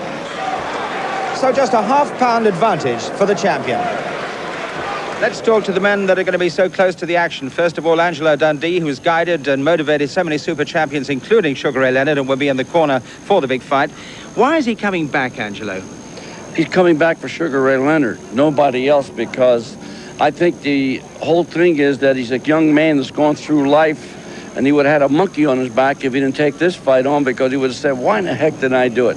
Because in our way of life, if you don't do what your will wants you to do, then you're a loser. So he ain't going to be no loser. He's going to be a winner as a human being and as a champion when he picks up that middleweight belt.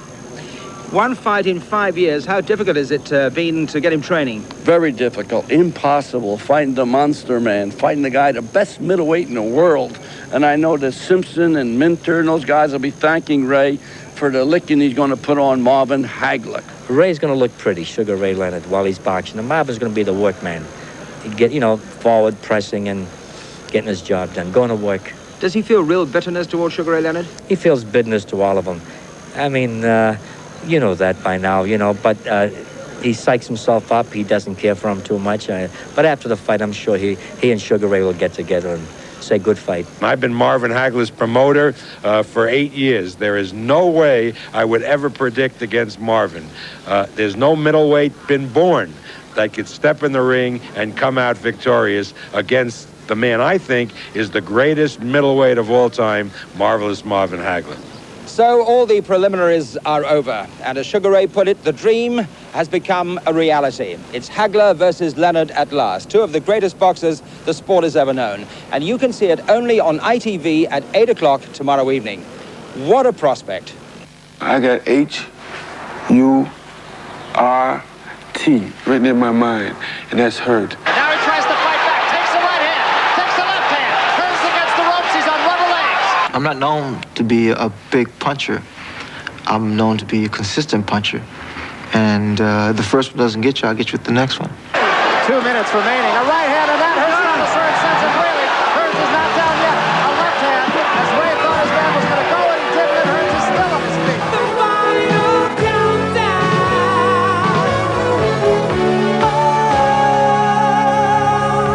It's the final countdown.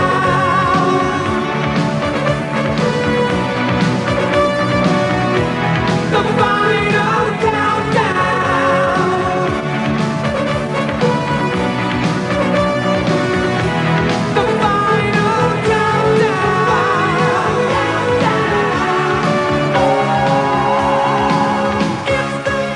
better get your popcorn and your beers and find your seat real quick, because this fight don't necessarily have to go 12 rounds.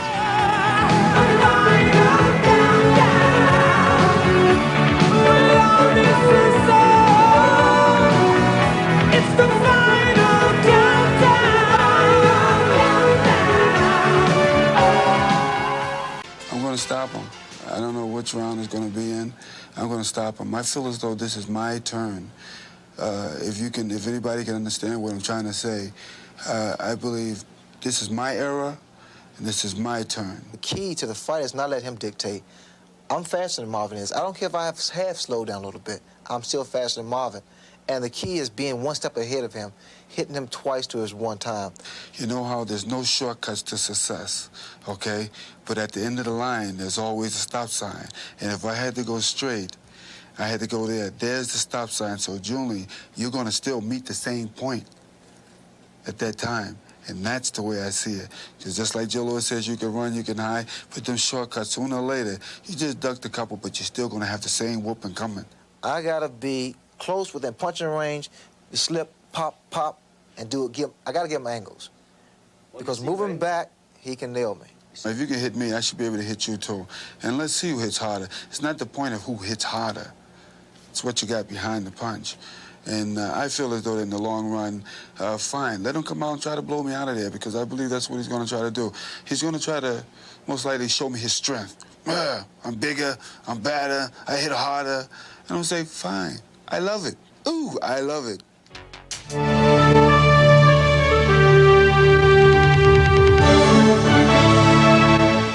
I got H-U-R-T written in my mind, and that's hurt. And now he tries to fight back. Takes the right hand. Takes the left hand. Turns against the ropes. He's on rubber legs. I'm not known to be a big puncher. I'm known to be a consistent puncher. And the first one doesn't get you, I'll get you with the next one. 2 minutes remaining. A right hand, and that hurts on the third sense of Whaley. Hearns is not down yet. A left hand, as Ray thought his man was going to go, and he didn't, and Hearns is still on his feet.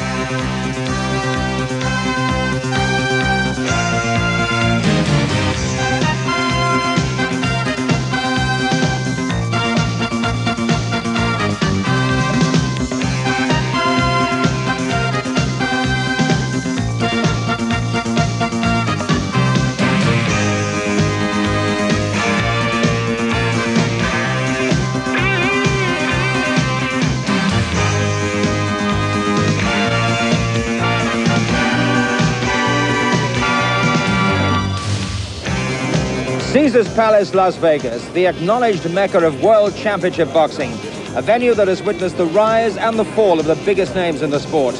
Tonight, 15,000 fight fans have paid almost $8 million to see marvelous Marvin Hagler face the man he's most wanted in the opposite corner, Sugar Ray Leonard. A compelling confrontation that has attracted a glittering array of stars. Joan Collins, who's been involved in a few scraps in Dynasty, is here to see the big one. Gene Hackman, one of Hollywood's busiest actors and a great fight fan. The lovely Bo Derrick's here, bringing more glamour to ringside. Would you believe it? Frank Sinatra, oh, Blue Eyes, is here. From the world of sport, there's Thomas Hearns. Having taken a world title from Dennis Andrews, he's looking for the first crack at tonight's winner. Good evening and welcome to ringside here at Las Vegas, where the desert air is cool and clear. Perfect conditions for a fight that was first talked about back in 1981. At last it's happening. Hagler versus Leonard. Two legends in a showdown for the middleweight championship of the world. Far and away the richest prize fight in boxing history, grossing $100 million. Hagler, the champion, comes in as odds-on favorite. He had his first pro fight 14 years ago, but it was in 1980 that he destroyed Alan Minter to become the undisputed world middleweight champion. Since then, he's successfully defended his title 12 times, and he's gone the last 11 years without defeat. Sugar Ray Leonard, the challenger, is the underdog. His first triumph was Olympic gold in 1976. He turned professional the next year and won the WBC welterweight title in 1979. In June '81, he won the WBA junior middleweight crown, and 3 months later beat Thomas Hearns to become the undisputed welterweight champion of the world. He retired in 1982 following surgery for repair to a detached retina, but he wasn't done. He came back for one fight in '84. He won it, but he's been inactive ever since. So can Sugar Ray Leonard, with only one fight in 5 years, summon up all his old skills and flair against arguably the greatest middleweight of all time? There's Hagler. He hasn't fought for 13 months. Can he reproduce the venomous power that we've seen from him in the past? Well, one man who knows all about World Championship action is with me now. The former lightweight title holder, Britain's most successful world champion, Jim Watt. First of all, Jim, what about Leonard? Well, when they were both active, I favoured Hagler strongly, so obviously I have to stick with Hagler. But we can never write off a man with the ability and the talent of Sugar Ray Leonard. He says he wants a challenge, but he's really given himself a challenge. The only chance he has to beat Hagler is to outspeed and outsmart him. The fact that the fight is over 12 rounds gives him a slightly better chance, but not too many people have outsmarted Hagler over the years. It's really a tough night's work for Sugar Ray. You think it's too much for him? I think it's far too much for him, yeah. He never proved himself as a middleweight. He proved himself a tremendous boxer, a tremendous talent, but never at middleweight. Hagler has always been a middleweight. I think that's going to make a big difference tonight. So that sets the scene. Marvellous Marvin Hagler versus Sugar Ray Leonard, and we'll have the action for you of this super fight right after the break.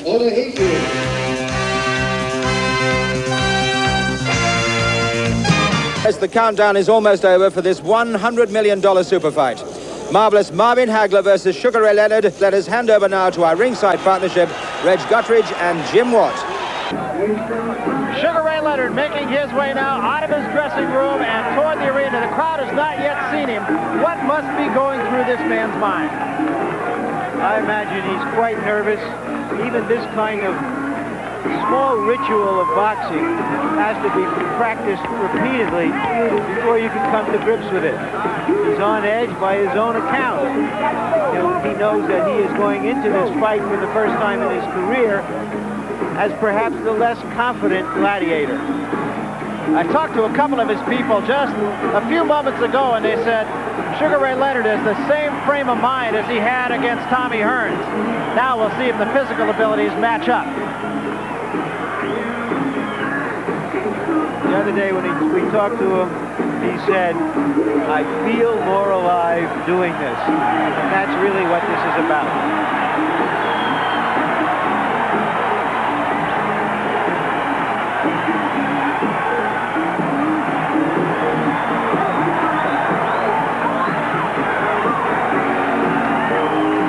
The one-loss record of Sugar Ray Leonard, of course, the one mar on that record by Roberto Duran, a defeat which he avenged just a few months later. And here comes the champion. Maybe the music ought to be, Brother, Can You Spare a Dime? After all, they're only sharing a minimum of about $23 million between them.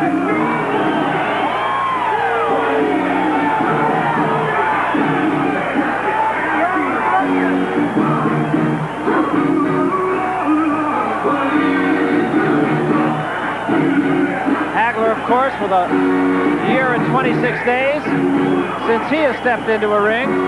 That against John Mugabe. And that performance against Mugabe, in large part, the reason that Sugar Ray Leonard is in this ring tonight. I think Ray thought that a little mileage showed on Marvin in that fight, but I wouldn't count on it. Here is the champ. The entry of the first one is Sugar Ray Leonard. There he is. He looks as though he's been working out in the dressing room, doesn't it? He really has captured the American hearts. He's kind of danced his way, tap danced his way into it. The next thing to Shirley Temple in boxing gloves. That's what this fellow's been. As we see him now coming into the ring, there's Leonard climbing onto what could be for him, according to a lot of critics, and I think Jim Watt thinks the same, an almost hangman's scaffold. And there he is. And there's the hooded champion coming in then.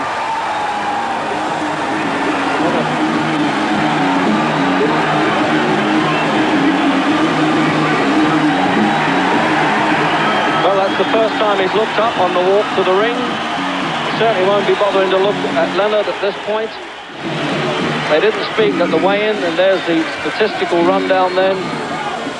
Well, I don't know about that height, 5'10" against 5'9.5". It's very difficult to judge that, but half a pound. Ladies and gentlemen, I call your attention to the Fantasy Tower of Caesar's Palace, just over my right shoulder. And at this time, it gives me a great deal of pleasure to introduce the internationally famous Pointer Sisters, June, Anita, and Ruth, who will now present our national anthem.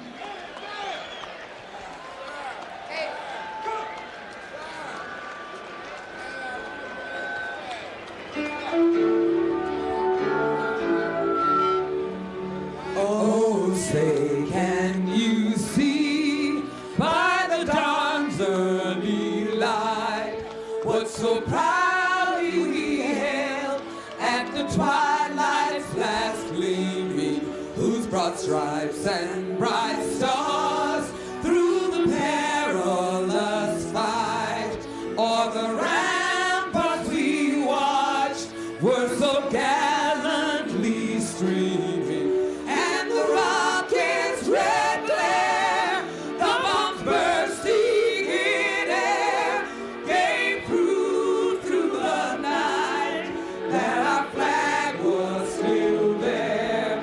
Oh, say does that star-spangled banner yet wave? For the land of the free, the home of the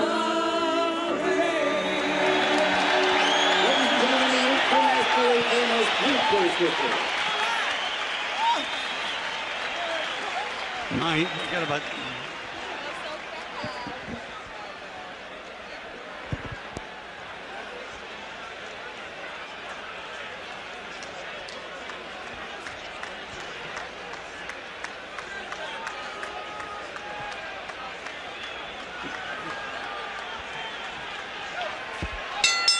Good evening, ladies and gentlemen. Welcome to Caesar's Courts, where tonight Top Rank Incorporated and Caesar's Palace, in association with Budweiser, the king of beers, presents the Super Fight, a world championship contest.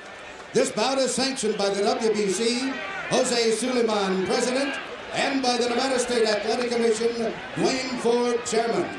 The commissioners at ringside are Mr. Sid Rogich, Sammy Macias, Freddie Little, and Herb Santos. The executive director is Harold Buck. Representing the WBC at ringside this evening, Mr. Antonio Sciarra, Mrs. Cora Masters-Wild, and Mr. Dickie Cole. The officials assigned by the WBC and the Nevada State Athletic Commission. The judges are Jojo Guerra, Lou Filippo, and Dave Moretti. The timekeeper is Jane Broadfoot. Counting in the knockdowns, Al Bisick. The attending physicians at ringside, Doctors Donald Ronio, Flip Pomansky, and Elias Ghanem. Your referee for the next bout of the evening is Richard Steele. This is the main event of the night. 12 rounds of boxing for the WBC Middleweight Championship of the World. Introducing, in the blue corner, fighting out of Potomac, Maryland, weighing in at 158 pounds, with a professional record of 33 wins, 1 defeat, with 24 KOs. He is the challenger and former undisputed welterweight champion of the world, Sugar Ray Leonard.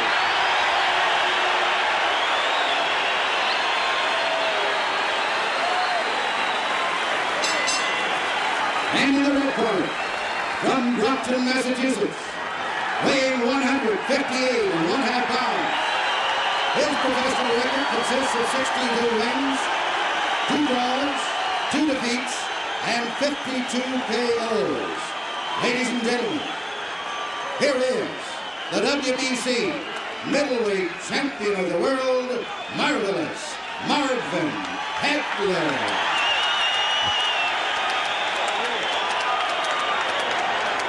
Stone, 4.5, 11-4. So the super fight is on, the richest fight in history now.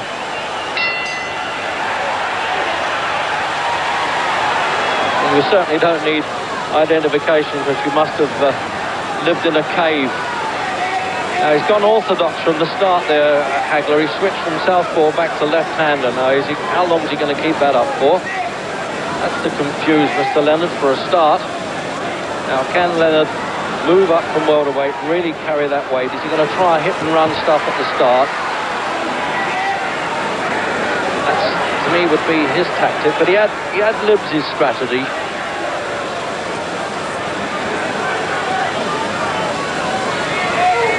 Hagler's more like the Genghis Khan mold. Keep swinging the swords until all the heads have gone.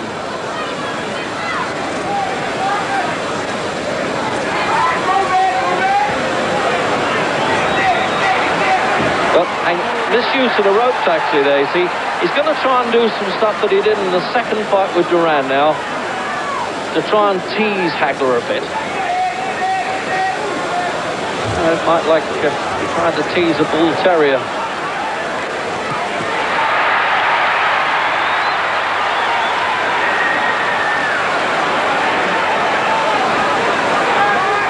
Well, we can't tell at this stage whether one fight in 5 years at ring rust has eroded any of his skills. It certainly doesn't look it, Jim Leonard. No, he's looking sharp now. Nothing's happened yet, Reggie, but he certainly looks as though the timing and the moves are still there. But I think Leonard must be hoping for a good start. So I think Hagler's plan must be, I think at this moment it looks as though he's just stalking him, showing him that he's giving him no place to run. Showing that he's boxed in. I don't think it's a good idea for Hagler to be boxing orthodox. That's not what he does best, and I think he's going to need what he does best tonight. I think he should be standing southpaw and getting on with the job. Minute to go. A little bit of bad temper coming in there now. He's turned southpaw, Leonard. We're going to get a bit of everything in this fight. Well, for the sort of money that they're cutting up, believe me, they should fight until they drop.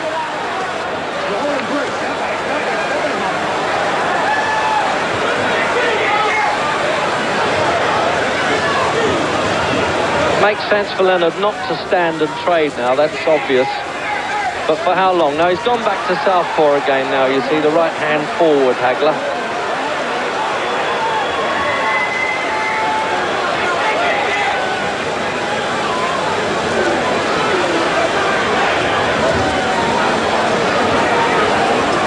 It's going to be a long stalking job, it would seem to me, with Hagler now. He's trying to cut the ring size down, 20 foot inside the ropes.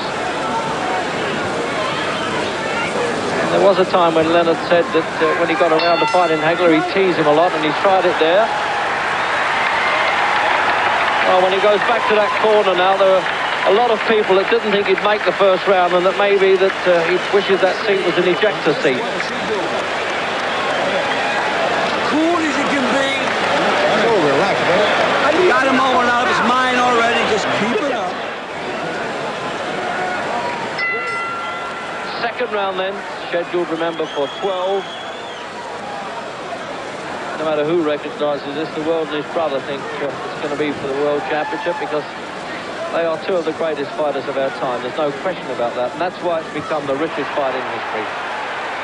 This could gross up to $70, $80 million.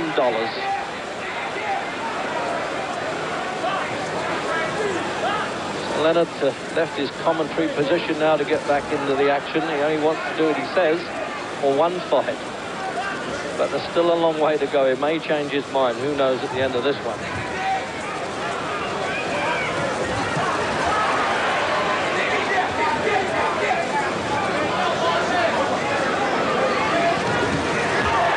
See, that's what he wants to do there. When he gets in close, he's going to grab and hold a little bit, stop Hagler from working. Now, I see he's leaning. I thought he might be trying that sort of tricks that he did with Roberto Duran in the second fight in New Orleans. But I don't think Hagler will be humiliated like that.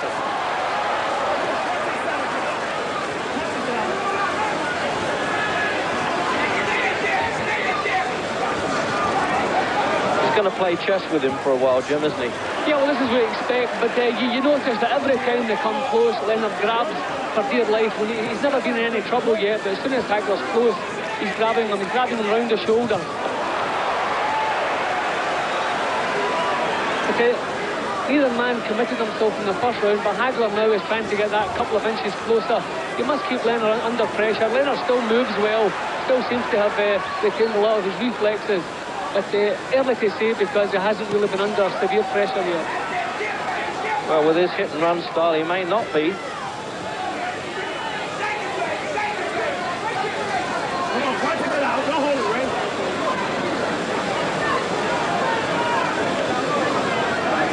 It's amazing, really, that Leonard is getting some measure of success, but to only having, as I say, one fight in 5 years, you'd think he'd be pouring at some unfamiliar object, but that hasn't happened.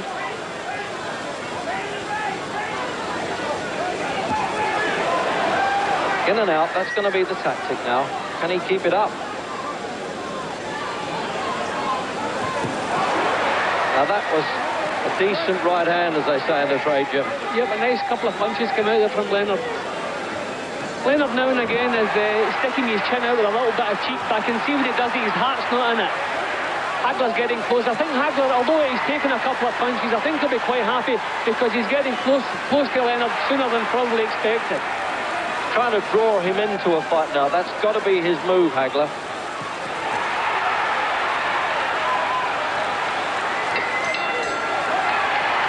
There you are. I told you he'll probably poke his tongue out at him later. He's already got the crowd on his feet, the showman Leonard, as usual. Stay so, Colorado. Go right hand that round. Stay so for this next one, okay? Yeah, just you are. Don't get a title. Try and get a little looser. Just let him go. Throw those 1-2s and everything. Keep pressing like you're pressing. Rough his body. Yeah, stop. You gotta rough him up on trial. Right? Be nice. You can't swap that. Don't take the movement. Be my man. You made these people take noise. You got them crazy. Well, they've come out early for work in the third. That's a sign. And it looks as though Hagler's going to maintain his usual southpaw stance now.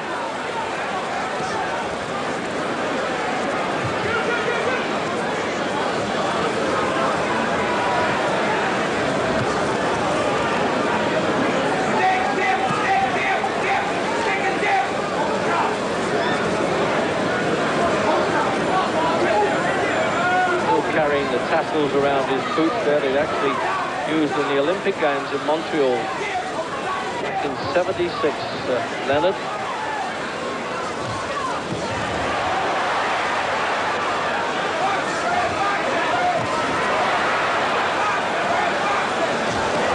Now that's going to be it now, Jim. He's got to get closer to him, and he's starting to succeed, Hagler. So Hagler has to start using his advantages. He's the stronger. He's the middleweight, so it's no good keeping it at long range with a welterweight, especially as talented a welterweight as Leonard. He has to use what he's got, get close, rough Leonard up. He doesn't have to do it fancy, he doesn't have to do it smooth. He's going to have to rough Leonard up a little bit more than he's doing. Yeah, with Hagler, it's more like a guerrilla campaign, really. With Leonard, it's more of the textbook stuff with a little bit of show business thrown in.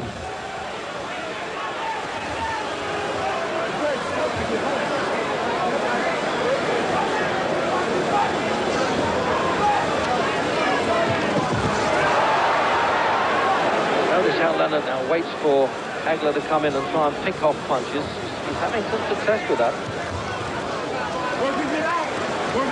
But he simply won't stand for head-to-head close inside fighting like that. He smothers that right away because he can get hurt in there. That's never been his game inside.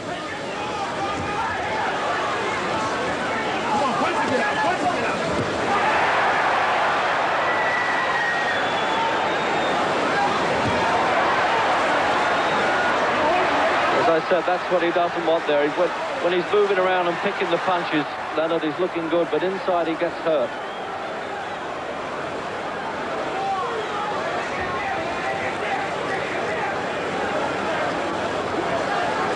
Well, I tell you what, Jim, it's starting to live up to expectations now. They're not larking about, are they? This is a bit more like it now. Leonard's standing his ground a little bit more. He's not just moving around. You can see him looking. He's not just looking for Hagler to miss. He's looking to place the counters now. But he's going to end up losing rounds for the way he's grabbing Hagler all the time. Every time they come up close, he's grabbing hold of him.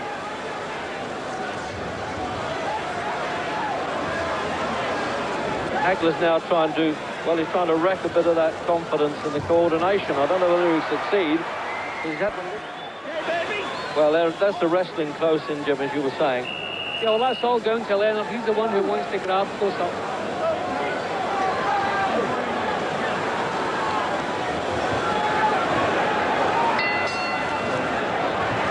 round.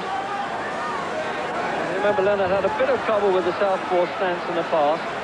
He won the fight, Ayoub Kaluli and Larry Bonds. Remember, he was light middleweight champion of the world, 11 stone. But all those statistics could be thrown out the window. What do they mean at this stage now?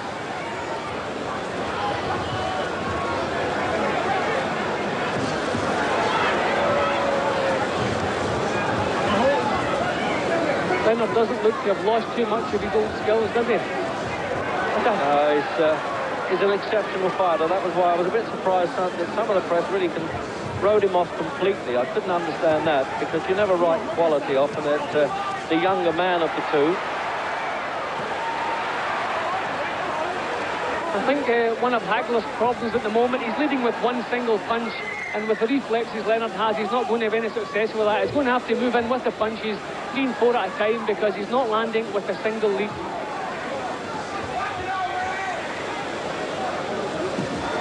A little bit low, that punch, and he called for that one, Richard Steele. I don't think they'll bother with that. They've got the obligatory foul-proof protectors on.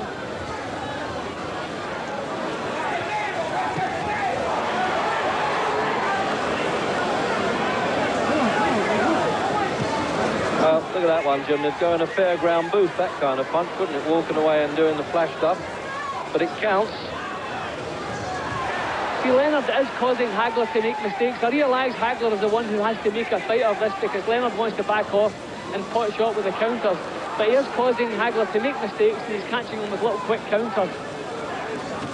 Hagler has to move in with the punches. It's no good leading with single punches. Well, Leonard keeps telling us that he's seen the flaws now in Hagler. That he's just not the fighter he thought he was. He spotted that, he thought, when he fought John Mugabe. Well, let's find out if he's right. He's doing well enough.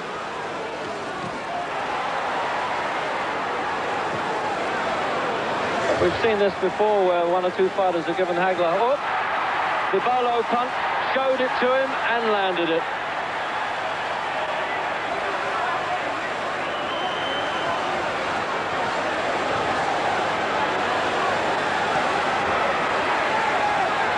And if anything's designed to make Hagler mad, this is.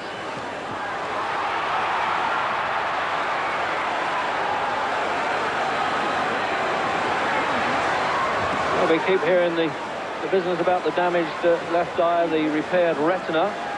Doesn't seem anything wrong with his eyesight at the moment, does it, with Leonard? He's picking punches brilliantly. And incidentally, Lloyd's of London sent their own specialist to ensure him, make sure he was okay. And the stairs at the end of the round, and a good round for Leonard, Jim. Yeah, Leonard did a little bit of showboating there. He did the stuff in that round that everybody's going to remember, showing the bowler punch and then throwing it. Clever stuff from Leonard then. Well, there's the replay now of that bolo punch. What a perfect shot it is. Actually, it was a bit low, Jim, but the undercarriage is not damaged.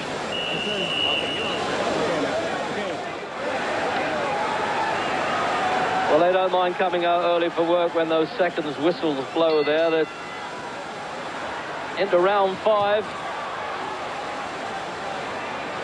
And let's face it, there's 15,300 people in the arena. There's going to be a lot of surprised faces now. They really didn't think Leonard could do it quite as good as this, but it's still a long way to go, because Hagler's been known to catch up with these impertinent challengers before.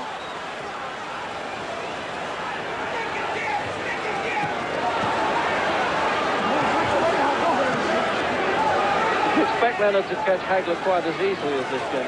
I didn't expect Hagler to be making so many mistakes. I realise it's difficult for him because he's having to commit himself. Leonard won't do it. But I'm surprised he's allowed Leonard so much leeway. He's moving into punching range but not getting his punches off quick enough, and it's making Leonard look a lot sharper than he is. I realise Leonard, we must expect Leonard's best work to be in the first third of the fight. But Hagler's going to have to impose himself on the fight. He hasn't managed really to do that yet. Leonard still hasn't managed to stop Hagler's intensity, if nothing else. And he won't do so, because this fellow would fight until the last drop. Of course, Leonard's people swear that Hagler's older than 32, but I've actually seen his birth certificate, and hopefully you can believe that. And he's not 33 until next month.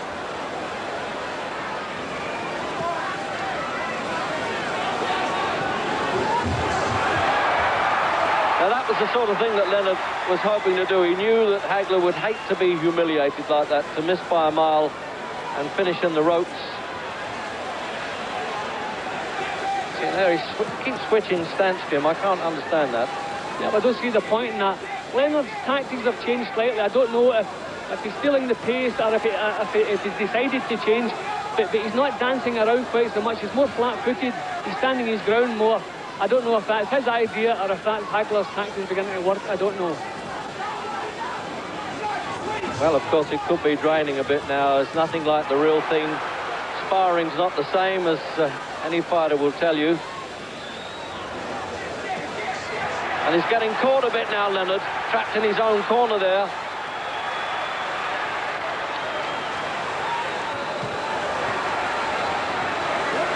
Oh, yes, he slowed Leonard down now in the fifth. Sheer volume of Hagler's punches. He won't let go of that. If he got a man on the hook, he'll keep going as we get the countdown for the end of the fifth. This is the first time Regis looked like a middleweight in with a welterweight. Up until now, Leonard has been looking the sharper of the two. All of a sudden, we see Hagler's strength coming through a little bit. What a good fight now it's come now. I tell you, he's having to fight his way out of trouble now, Ray Leonard. That's good job the referee's in there. They wanted to fight on, and Hagler really shoving him out of the way.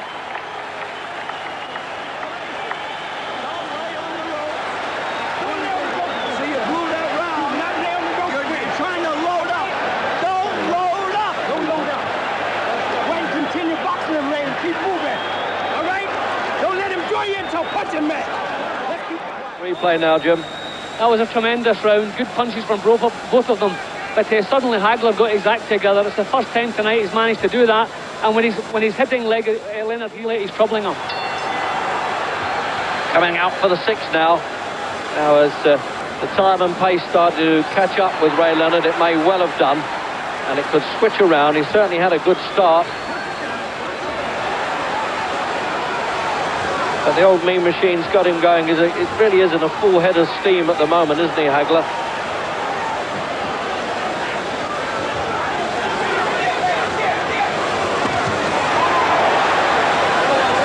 Really terse orders to Leonard to box.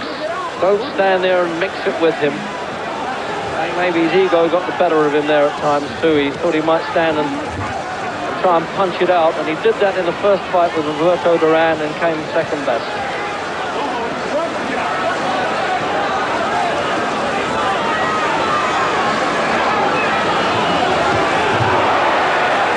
Straight punches right through Hagler's guard there, Jim. I don't think Hagler's worrying too much as long as he gets him to stand his ground. Leonard was really frustrating Hagler in the first 3 rounds, but the fifth there was the first time that Hagler got his act together, and I think it must have pleased him. He's not paying enough attention to defence. Leonard isn't hurting him, but he can't give him these 3 shots.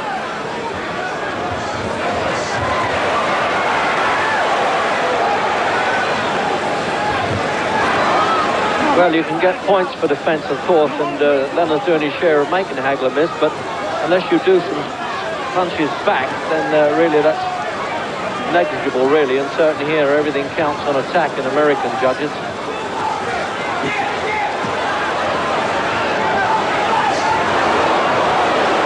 You know, he's standing his ground again, Leonard. There's a few distress signals, I suspect, Jim. Yeah, but he's still making Hagler miss. He's still landing more of these little quick punches than Hagler is. And he doesn't mind doing it in Hagler's corner either. Oh, what a good fight close in now. He started to mix it with him, Leonard.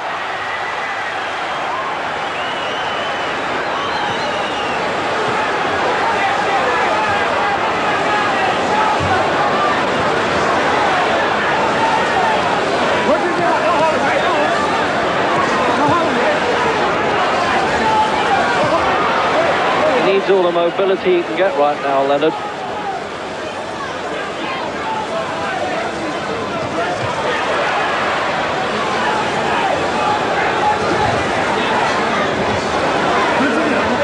Been 1 or 2 bad-tempered bits in it, Jim, but it's really been a clean fight. Hard but clean so far. Yeah, it's been hard but clean. A bit of showboating from Leonard, and I think a few signs of frustration from Hagler, but never dirty.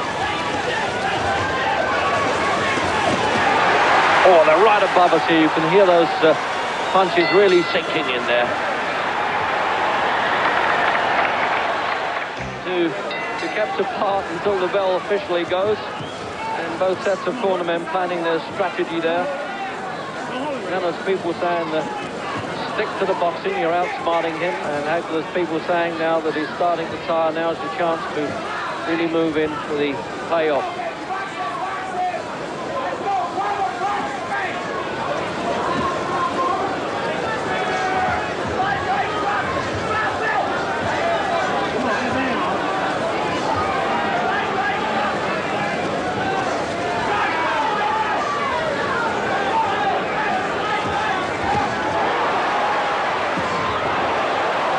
Tip for tat there, left hook from Leonard, returned by Hagler in a hurry.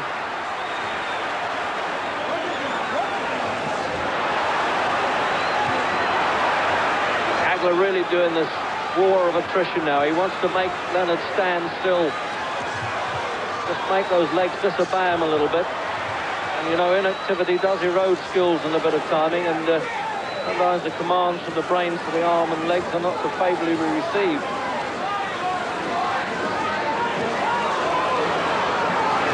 It's a good fight though, Jim, isn't it? It's a cracker. Well, once we get the first couple of rounds by in the show was over, it's really turned into a cracker. The Hagler's really getting on top of Leonard now. But he's still trying long punches, Hagler. You would expect him to shorten the punches. That's why a few times he's missed by a mile and he's left himself off balance and looking silly. Uses his strength at every opportunity though. Nowadays shoves Leonard off like a kid at times.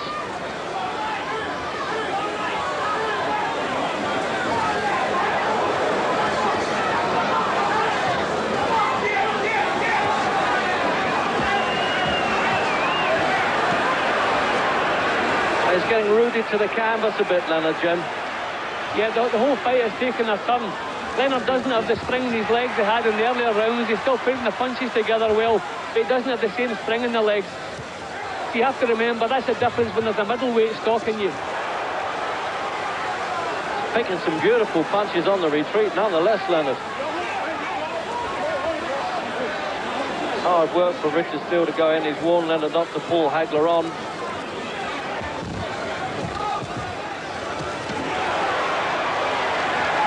So it's his turn to smile, Hagler.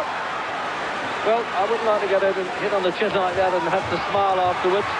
And the crowd reacted to that. This fella really did dance his way into those American hearts, Leonard. And that was why Hagler resents it so much. He's the old pure pros, had to do everything the hard way.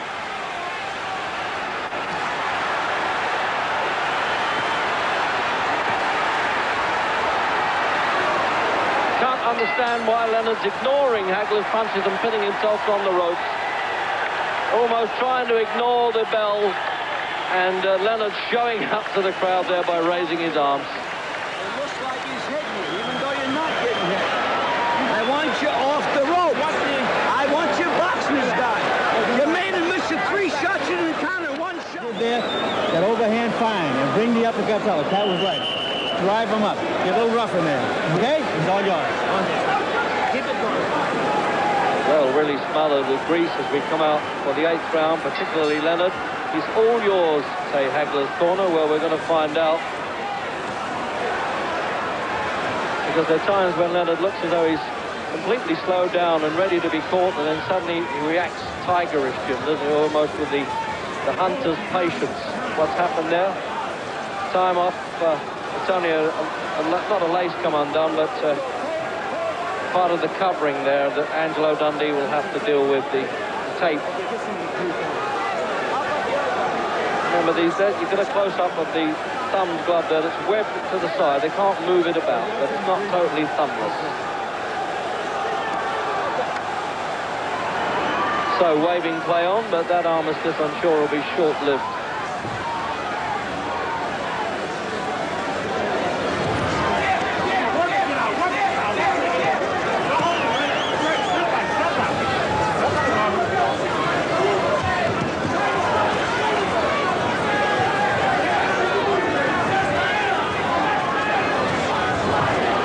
Well, they're not bloodied in any way, Jim.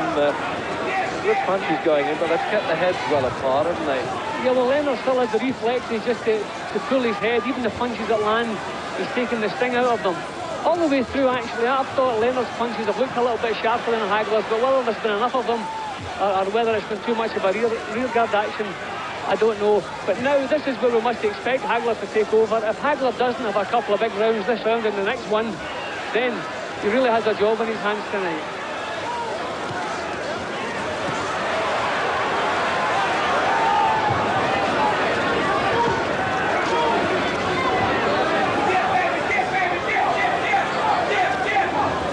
It's a bit hard to sort out this pointing, as you say, Jim, isn't it? Because he's picking some good punches early on Leonard. Hagler's come back into it again. There's not too much in it. Maybe Leonard's still a bit in front. Well, I would say Hagler's problem is he's given Leonard far too much target. See, there he goes again. He's stalking him, he's moving in, and he's not worrying. Because the punches aren't hurting him, he's not worrying about them. And it's possible that Leonard has stolen a few more rounds than he thinks. Well, the old bald eminence there is unbeaten and undaunted in the last 11 years, but he's really had a handful with this lot. And I must say, I'm really not the least surprised, because I've certainly been an admirer of Leonard's skills over the years, and the greatest respect for Hagler's fighting ability as well. Too many people wrote Leonard off before the fight. He's too much of a sharp guy to have really risked himself too much.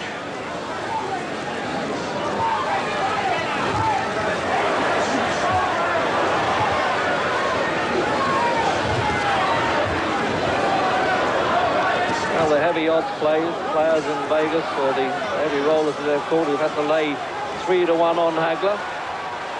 They might be just a little bit concerned at this stage of the game.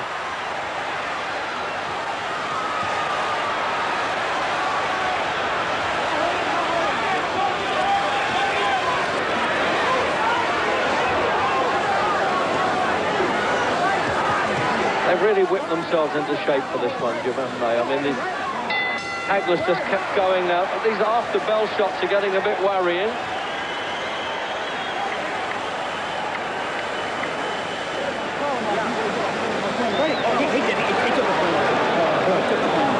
Go ahead. Okay, that's the way you get. That's the way you got to fight this guy. Exactly what you're doing.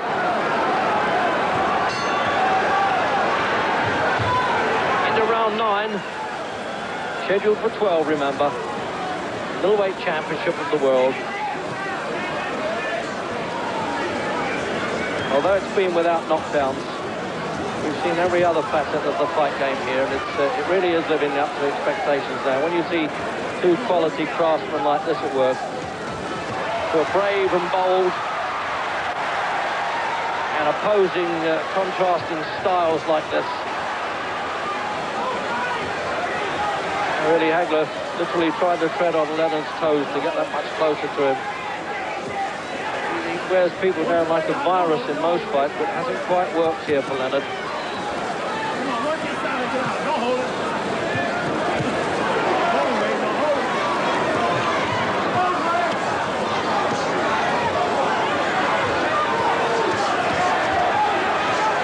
That's a strange tactic, I would think, Jim. Letting him hang on the ropes, the old alley stuff, but he's such a confident and cocky character, isn't he, Leonard? But he's getting away with it. Hagler doesn't seem to be able to match him for sharpness of punch.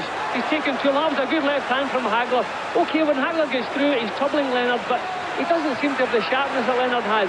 Now it's time now for the big drive from Hagler, and I think we're getting it now. Right above our commentary position, those left hooks of Hagler's went in. He's pinned now Leonard in his own corner. I thought Leonard tried to shake his head as if to say, you haven't hurt me, but I'm sure he has. In the 9th now, midway through, and he's going to fight his way out of it again. Maybe he was shaking his head to really take the confidence away there from Hagler. He'd hit him with his best shots and nothing had happened. What a tremendous round.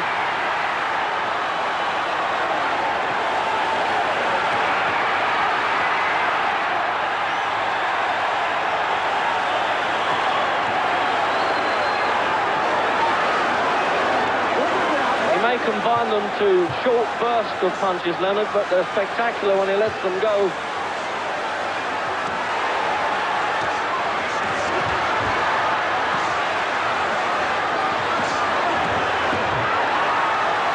Yeah, I think there's going to be a lot of people who are rather surprised at Leonard's bravery, that's always been underestimated, Jim. That's why he's been such a great fighter. In the same way that Ali was. We always think of him as a showman, but he was so brave, and I think Leonard's got a bit of that. Well, he certainly surprised me tonight. A couple of times in the corner, he's more or less matched Hagler for power of punch. But I think this is going to be a big round. This is the round that could sway the fight. It depends who has lost what in this round, who has taken more out of. He's opened mouth, Leonard, and one would assume that he's looking tired, but he's still managing to throw punches. Slow drag back to the corner, that looked to me with Leonard. Well, let's have another look at that now, Jim. Well, without doubt, the best round of the fight so far. That was tremendous action all the way through from both of them. Hagler probably had the better of things there, but what tremendous... Mess this guy out! All right, Ray. Get up, sucker! I think Angelo Dundee doing a great job there, firing Leonard up as we come out for the 10th round. Saying mess him up. By that he means try every trick in the business. And again there he is trying to skirt the ring. He's listened to that order by the sound of it. But for how long? Well, one fight in 5 years, Jim. I mean, it really is extraordinary, isn't it? Well, the thing with a 5-year layoff, you can get your sharpness back, you can get your fitness back. The big question is, can you get your stamina back? Now, Leonard looked very leg-weary at the end of the previous round. Now, what powers of recovery does he have? He's managed to get back onto his toes here, but Hagler hasn't forced him to work. It's when he has to start working in this round, then we'll find out what stamina is there, how his powers of recovery are. But that was a hard round for both of them.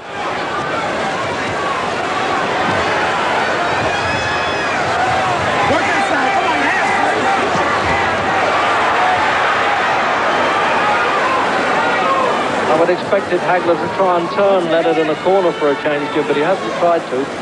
Hagler's looking a little bit weary as well, Ray. Just has really been a hard fight for both of them. You would expect with the fact that Hagler's a natural middleweight, he would be dictating by this stage, but he's not really. There's certain signs of frustration, I think, in Hagler's fighting.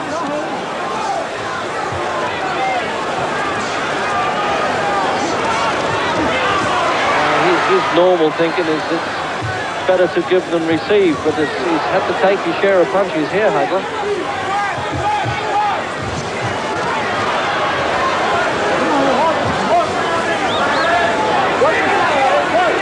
Oh, one or two naughty little shots inside there, and the referee reminding Leonard not to pull Hagler on. He looks as though he's distressed him. I repeat myself, as you see there, but I mean, he comes right back again, doesn't he, Leonard? Yeah, but he drops his hands. You look at his face, you think, yeah, look, he seems to be in trouble. His mouth drops open, and then he comes back with a flurry of punches. Now, there's a sign of tiredness with both of them. They both missed badly there, didn't they? Yeah, they're both really feeling the pace now.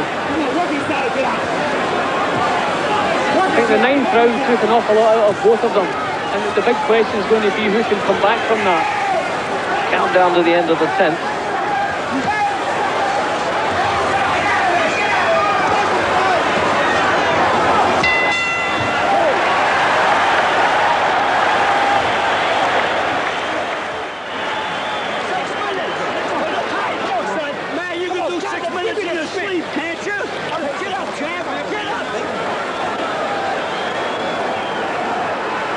Cornermen, Jim, are not taking the punches, but they're earning their corn in there tonight. Round 11. Well, all you can do now is pump the fighters up. They're too tired now, too weary for any sort of tactics talk. Now you just got to pump them up. And now the couple of rounds that Leonard stole in the early part of the fight, we wonder how dearly that could be costing Hagler now.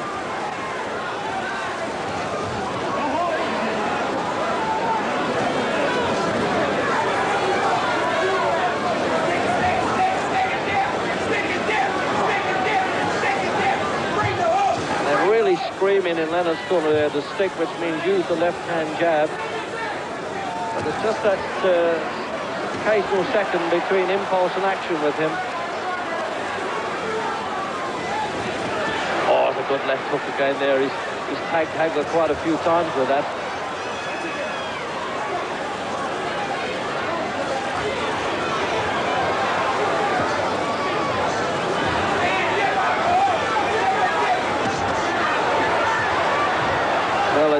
13th championship defense now, Hagler, and I'm sure he didn't expect it to be as rough as this.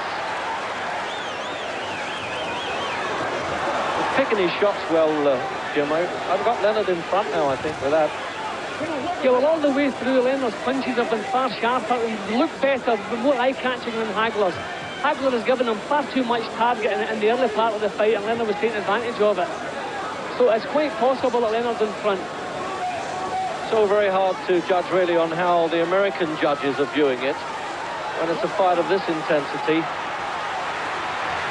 Just putting the punches together there, Hagler. He's not really putting full weight into those, Jim. He's doing the wearing down bit.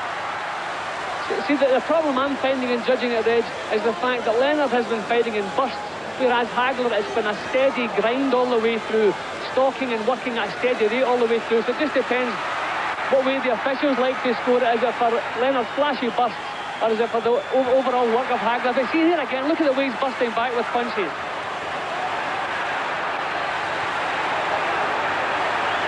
Oh, look at this. He's really taunting Hagler now. He's taking his best shots, as if to say, you can't hurt me. And he's remembering now what Angelo Dundee has been bellowing about 6 minutes. Well, it's less than that now. It's only about 4. In fact, 3.5.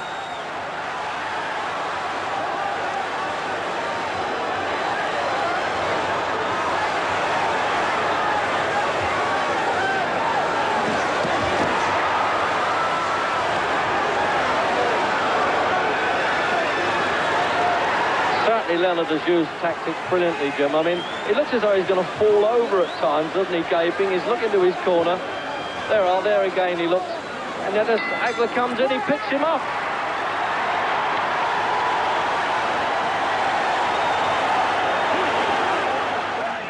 Come on, baby! We got 3 One more round and fight is over. You better!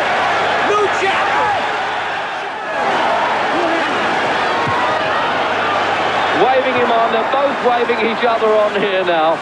Just one glove touch. That's all they're going to permit themselves in the last round of this championship of the world. And if Jim Watt and I appear to be fence-sitting, I don't think you can blame us really, because it hasn't really been the easiest of fights to judge if we're looking through American judges' eyes. Personally, I think Leonard's done it. I think he's sneaked far too many punches. Hagler's tactics just haven't worked for him. He started to run out of gas as well at times, and he's now doing the talking bit.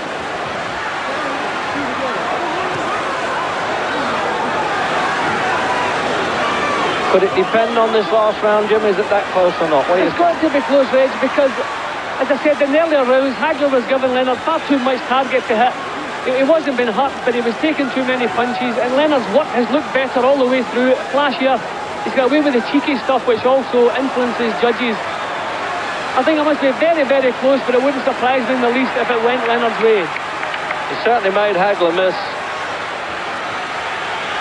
I hope the rope can take a good punch, because they've certainly taken enough. And we're going to get a toe-to-toe one now. The crowd rising to that.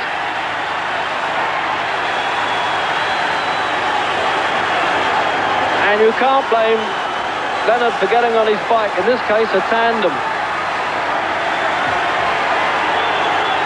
Bit of jeering too from the crowd. Minute to go then, a minute and a half, midway through. Looking to the corner, I don't know why he's bothering to do that, because he's not showing any distress. I think Dundee is telling him he's in front, just stay out of trouble. I think Angelo Dundee feels that Leonard has done enough to lift the title tonight. He's just saying, keep out of trouble. Sugar Ray, the chants are coming in. I don't know whether that will influence the judges. It may well do. 60 seconds then. Are we going to see a bit of fight history here? The great comeback, the Ali shuffle, the tassel boots. The man who was America's great hero in the Olympic Games, Jim, he's going to get this decision now. Yeah, well, he's always been the country's favourite, that's for sure. But if he does get it tonight, nobody can say he doesn't deserve it. He's really shocked me with the way he's got himself into condition, and the show he's put up tonight, the sharpness he has in his punches, his moves, the way he's always put his punches together better than Hagler.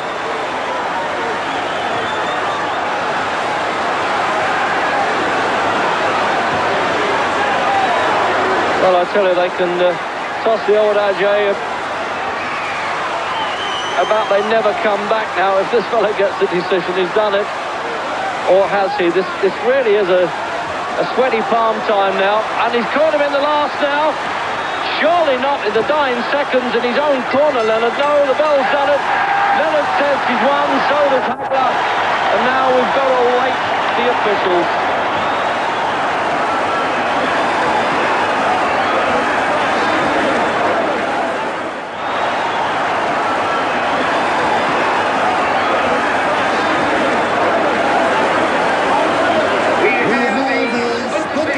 There it is. It's a split one.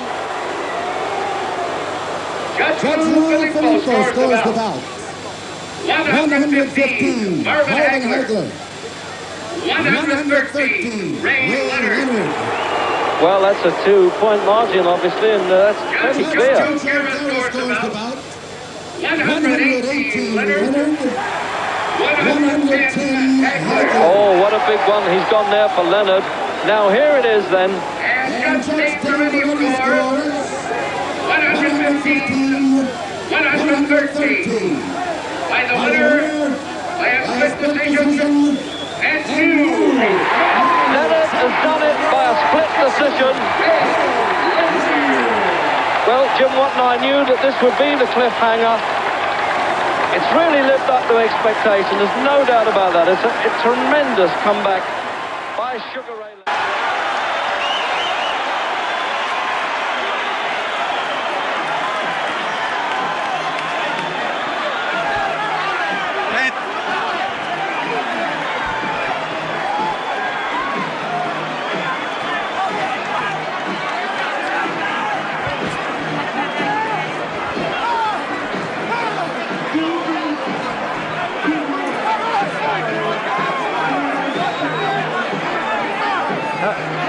All right, I'm here with Marvin Hagler, and at ringside, we'll try and get Ray over here.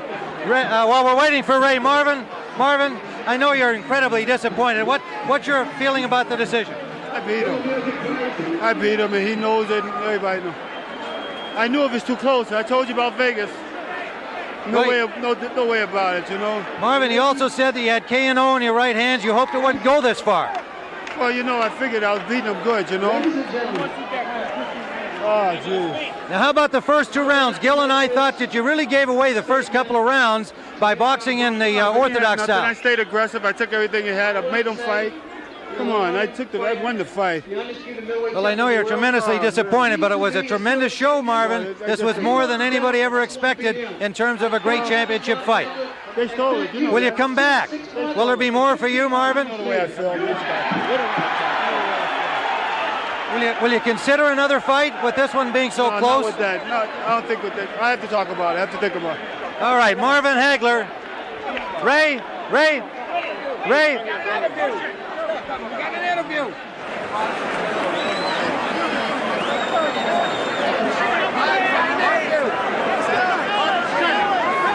right, a very disappointed Marvin Hagler, and it has to be an incredibly elated Sugar Ray Leonard. Ray, you told everybody you could do this. Most of us thought it was impossible, said it couldn't happen. You were absolutely convinced, weren't you? Well, Tim, I am a nonconformist. I made a comeback. It was the defiance of history. They said I couldn't do it. They didn't want me to do it. This is Juanita. Don't get concerned, folks. It's only his wife. But you know, his mother's coming in. You know, Tim, this is the greatest accomplishment in my life. Thank you. Well, there's no question that it's the greatest accomplishment of any boxer's life, Ray. Here's your mama. You were expected to maybe put on a great show and maybe go a few longer rounds than a lot of people thought. Did you really feel that the course of the fight would go the way it did? Well, Tim, everybody thought. I'm sure you felt the same way. I did. It was an impossible task. Well, like I said, this is the first time a young guy came up against an old guy in a comeback. I prepared myself for 1 year. Tim, I don't know too much more to say. I need to go home and rest. I know you're going to sleep well tonight. You'll be a little sore, but it's been all worth it. It was all worth it, Tim. And I miss working with you. We really do. You and Gil. Well, are you coming back, or are you going to stay in here now? Depends on the contract. Thanks, Tim. All right. Sugar Ray Leonard, the new middleweight champion of the world in the single most stunning upset in boxing history. I want to say, the undisputed middleweight champion of the world, He, to me, is still a champion. I didn't want the belt, I just want to beat him. I'd like to thank Marvin Hagler, and thank you. I'll see you 6 months and 15 pounds later.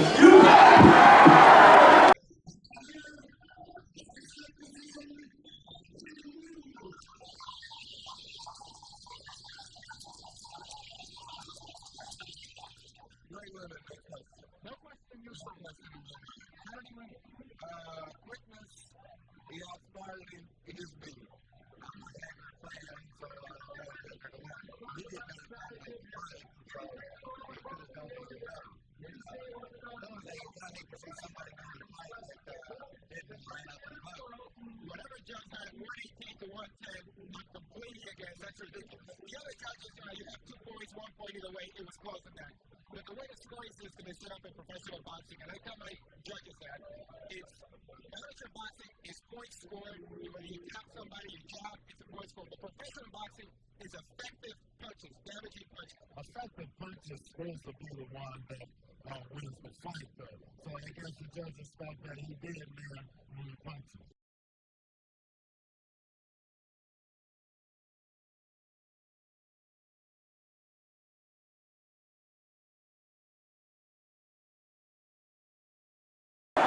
I think one is justified in using the word sensational for that fight.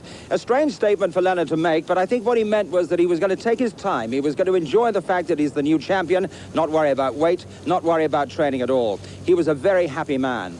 On the other hand, the old champion, Marvin Hagler, was very bitter.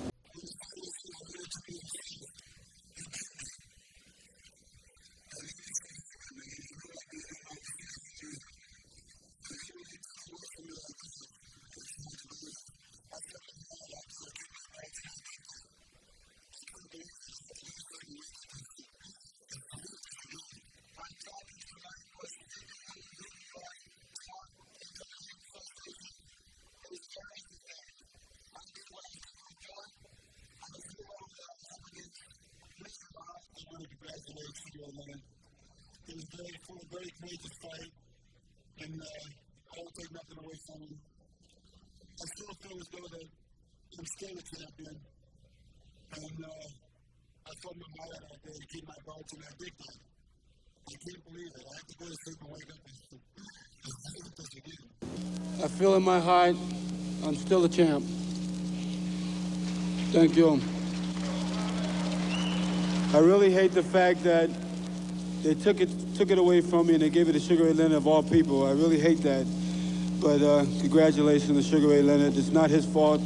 He's not the one that makes the decisions. I realized I thought I beat him the last 3 rounds to make it more successful. I put the pressure on him. I took his best shots. If it wasn't for me putting the pressure on him, he wouldn't have fought. He would have laid back. The man was dead on his feet. He was tired. I had to pursue it.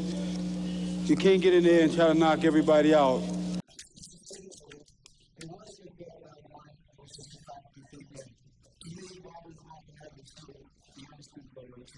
So what is the future for Marvin Hagler, and indeed what lies ahead for Sugar Ray Leonard, the new champion? Let's hear from the promoter, Bob Arum.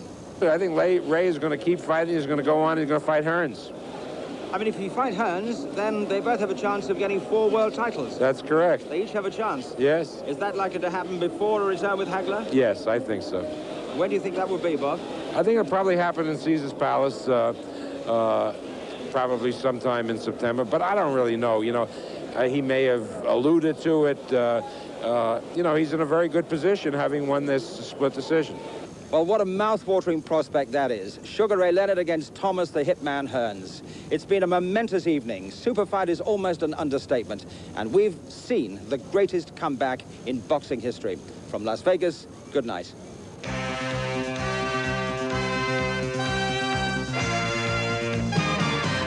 Hey guys, I'm back.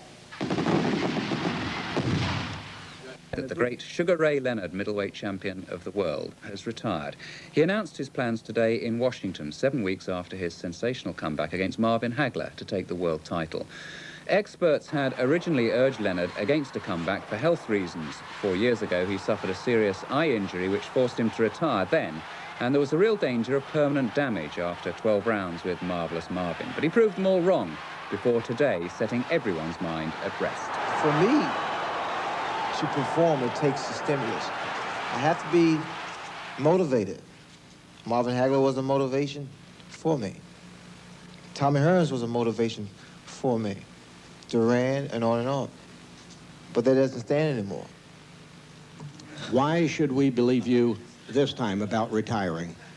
Because I think, George, you should know, I told you guys I would beat Hagler. You didn't believe Well, me. so there's plenty of excitement down in the ring, and it's pretty exciting up here to be saying hello to Sugar Ray Leonard. Good to meet you. Thank you. And belated congratulations on winning the world title. What did you make of it tonight, then? Well, I thought it was an exciting fight, a great matchup, mainly because Terry Marsh used what got him there. The jab, he kept the right hand. He was able to keep his opponent off balance. So it was a very strategic fight. Well, I mean, as early as the second round, I think it was, that clash of heads, and he was badly cut. He was right up against it, wasn't he? Well, that was expected because of the styles.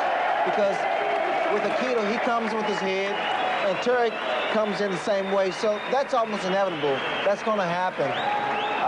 But I think having a good corner man, good cut man like Marsh had, was able to stop the bleeding. Yeah, because I would have thought so early in the fight that could have been disastrous. I mean, he had to finish it early to stay in, Marsh did. Well, Marsh picked up the pace. He first started throwing more punches. It was not more out of desperation, but it was more so a very intelligent move. He kept throwing more punches to try to get him out of there. So what do you think of Marsh as a fighter? I think he's a well-accomplished fighter. I think that the more fights he has on his belt, the more seasoned and professional he will become. What I've seen of him, I'm very impressed with, is the fact that he has that tenacity, strong, aggressive. He's got brains as well. And if he hurts you, he takes advantage of it. What about the idea of a fight with Hector Camacho then for him? Well, I think that's going to be something that the fans will look forward to seeing, because Camacho, with his style, his flamboyancy, and Terry Marsh, a guy that likes to get the job over with, it's going to be a great fight, I think. What about yourself? How are you at the moment? Well, I'm happy now. I beat Marvin Hagler. I'm here for Wimbledon, and I'm an avid tennis player. Are you glad you're not fighting again, or are you changing your mind? Yes, again. I'm not changing my mind. I'm very content now. No more fighting. I'm finished. Have you been here to watch Wimbledon today? Yes, I was able to see Ivan Lendl and I saw Jimmy Connors. Great matches. Sugar Ray, it's been great to meet you. Thanks for coming up here. Thank you. I hope you've enjoyed our hospitality in this country. I love it. Thanks. Great stuff. Thank you. So, and it was at that moment that the fight was stopped and Terry Marsh had achieved his ambition of retaining his world light welterweight title. So a tremendous night for Terry Marsh and his corner and all his supporters here. There's been a great atmosphere, and Sugar Ray Leonard has been here to watch it. What have you actually thought about the atmosphere in the Royal Albert Hall? I love it. I wouldn't mind fighting here. Not saying anything, but I wouldn't mind fighting here. No, I'm still not convinced you're retiring, because people were saying in the States when you announced your retirement that, you know, how could they believe you? Well, I said it once, I said it twice. This is my third time, isn't it? I thought it was fourth, but anyway, who's Probably counting? fourth. Who's counting? No, I am retired. You may see me at Wimbledon playing tennis. Terry Marsh has said he planned to retire as soon as he had one defense, but do you think the temptation to go on will be too much? Well, the temptations are great, and quite naturally, the money's is good, and I see him fighting a few years. Okay, well, Sugar Ray, again, it's been great to meet you. Thanks for coming up to join us. I hope you enjoy the rest of your stay in this country. We certainly had a fantastic night here at the Royal Albert Hall tonight. I hope you've enjoyed it as much as we have here. From all of us here, and a very happy Terry Marsh camp, from Sugar Ray and myself, good night. With Sugar Ray Leonard becoming the new middleweight champion of the world, and it is a thrill to watch Ray drink his coffee here this morning on the Good Day set. I need it, Eileen. I know you God, need it. I need it. It's been a long, long week. It's been a long week. I swear it's been a long week. How are you? Fine, thank you. Good. Nice Fine. to have you here. It's good to be here. Gee, you know, you didn't even break my hand when you shook it. I'm No, amazed. I'm very, very fragile, I tell you. How'd the weather treat you getting here? Was it tough? It was difficult. We had a lot of turbulence, but I felt very, very confident, very optimistic, especially in the air. I just felt that we would make it here. It's hard to say no to the middleweight champion of the world, you know? Well, let's say, you know what, people keep saying, well, Ray, now you're retired. I'm not retired, I'm unemployed. I hate retirement sounds like I'm old. Well, you know, let's talk to that for a minute, because didn't you say you were retired and you had a detached retina and your wife didn't even want you to go into this fight? Well, no one wanted me to fight. In fact, everyone was opposed to me fighting again. But I had to do something that was going to make me happy, and that was to beat up Marvin Hagler. And you know, that fight started psychologically. in every way from the moment the announcement was made. You know, I guess Marvin said he had to really hate you in order to fight you, and he had to build himself up, so he kept saying things about you. True for you, too? Well, the fact of the matter was that he creates an aggression. He builds up anger to motivate him. And I never said anything that was derogatory to really upset him. I kept saying, this is my buddy, this is my friend. And I think it rather worked. It worked, as he was saying other things about you, right? Yes. You were guaranteed $11 million for the fight, and Marvin guaranteed 12. Is that right? Or does it even matter when you get up that high in money? It does matter, because I hate to be the underdog as far as income is concerned. But it was a pretty good purse, and we both were paid for services that were rendered. How much as the winner did you take? About 25 million. About 25 million? Yeah. Uncle Sam was listening. Yeah, Uncle Sam was listening. You know, though, I have to ask you this question. I mean, has boxing become a money machine? Talk about the old days when was it more sport than it is now? Do you know what I mean? Because there's so much money, so much promotion involved. Well, it's all commercial. It's like everything else. There's a business venture and there's a bit of economics that's involved. And that's why now, you know, with the support of cause, I'm into the managerial aspect of boxing. I represent other professional fighters. And it's economics quite natural, like football, baseball, and basketball. But you have to have a talent to be productive. It's economics, but you know, there's been so much reported in the last few years about the injuries that can come from boxing. Talk about that. Well, you know, they keep saying that boxing is so barbaric and what have you, but you know, the fact of the matter is, if you go by statistics, boxing, like, it's number 8. You have other sports that produce a great deal of violence and injuries. Football, I mean, all those sports. But one thing about it, say for example, if you took or eliminated fighting on the ice in hockey, you wouldn't have any fans in the stands. It would be nice to see a game rather than a fight, wouldn't it, Yeah. with hockey? Yeah. But have you ever, you have a detached retina. How about any other injuries? You were, I mean, I'm thinking of Ali. No. But you know, I mean, everything, they say, well, you know, everything is related and relative to boxing. But with the detached retina, which I had suffered, but I'm okay. My vision is 20/20. My vision is better than people on the street. And with Ali, I think it's called Parkinson's disease. But with the detached retina, you could sneeze and have one. Yeah. You know, it's something that no one knows how it happens. You don't know when it happens. As you coach these fighters for cores, what do you tell them? I mean, safety is important. Oh, no question. We take every precautionary measure. And the fact that boxing is now, because we don't have a constituency, we don't have the type of backing or support that other sports have, because in football, the university makes money, the owner makes money, everybody makes money. But I think now in boxing, we've taken measures whereas that we can prevent or minimize the risk factor. How? You don't wear helmets? Well, no, because there is a distinction as far as amateur and profession. As an amateur, I think it's mandatory to wear headgears and protective gear, because you don't want to be handicapped when you become a professional. But as a professional, you have the experience, and there's a third man in the ring to regulate safety, the referee. That's true. Yes. Go back to the fight. Did you really think that you'd beat Marvelous Marvin? Oh, yeah. Think I could beat him or? Yeah, or would beat him? Oh, yeah, I knew that. He knew that. He just don't want to watch the tapes anymore. Okay? But I really felt, because people were so opposed to me fighting again, and they said, well, the risk factor. And now, they all saying, you're going to fight Hearns, you're going to fight Hagler?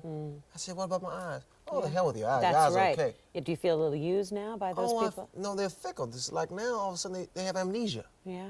I don't want to fight anymore. I want to drink coffee and talk to you. How about your, all right, I'll take it. How about your wife? I mean, is she saying don't do it again?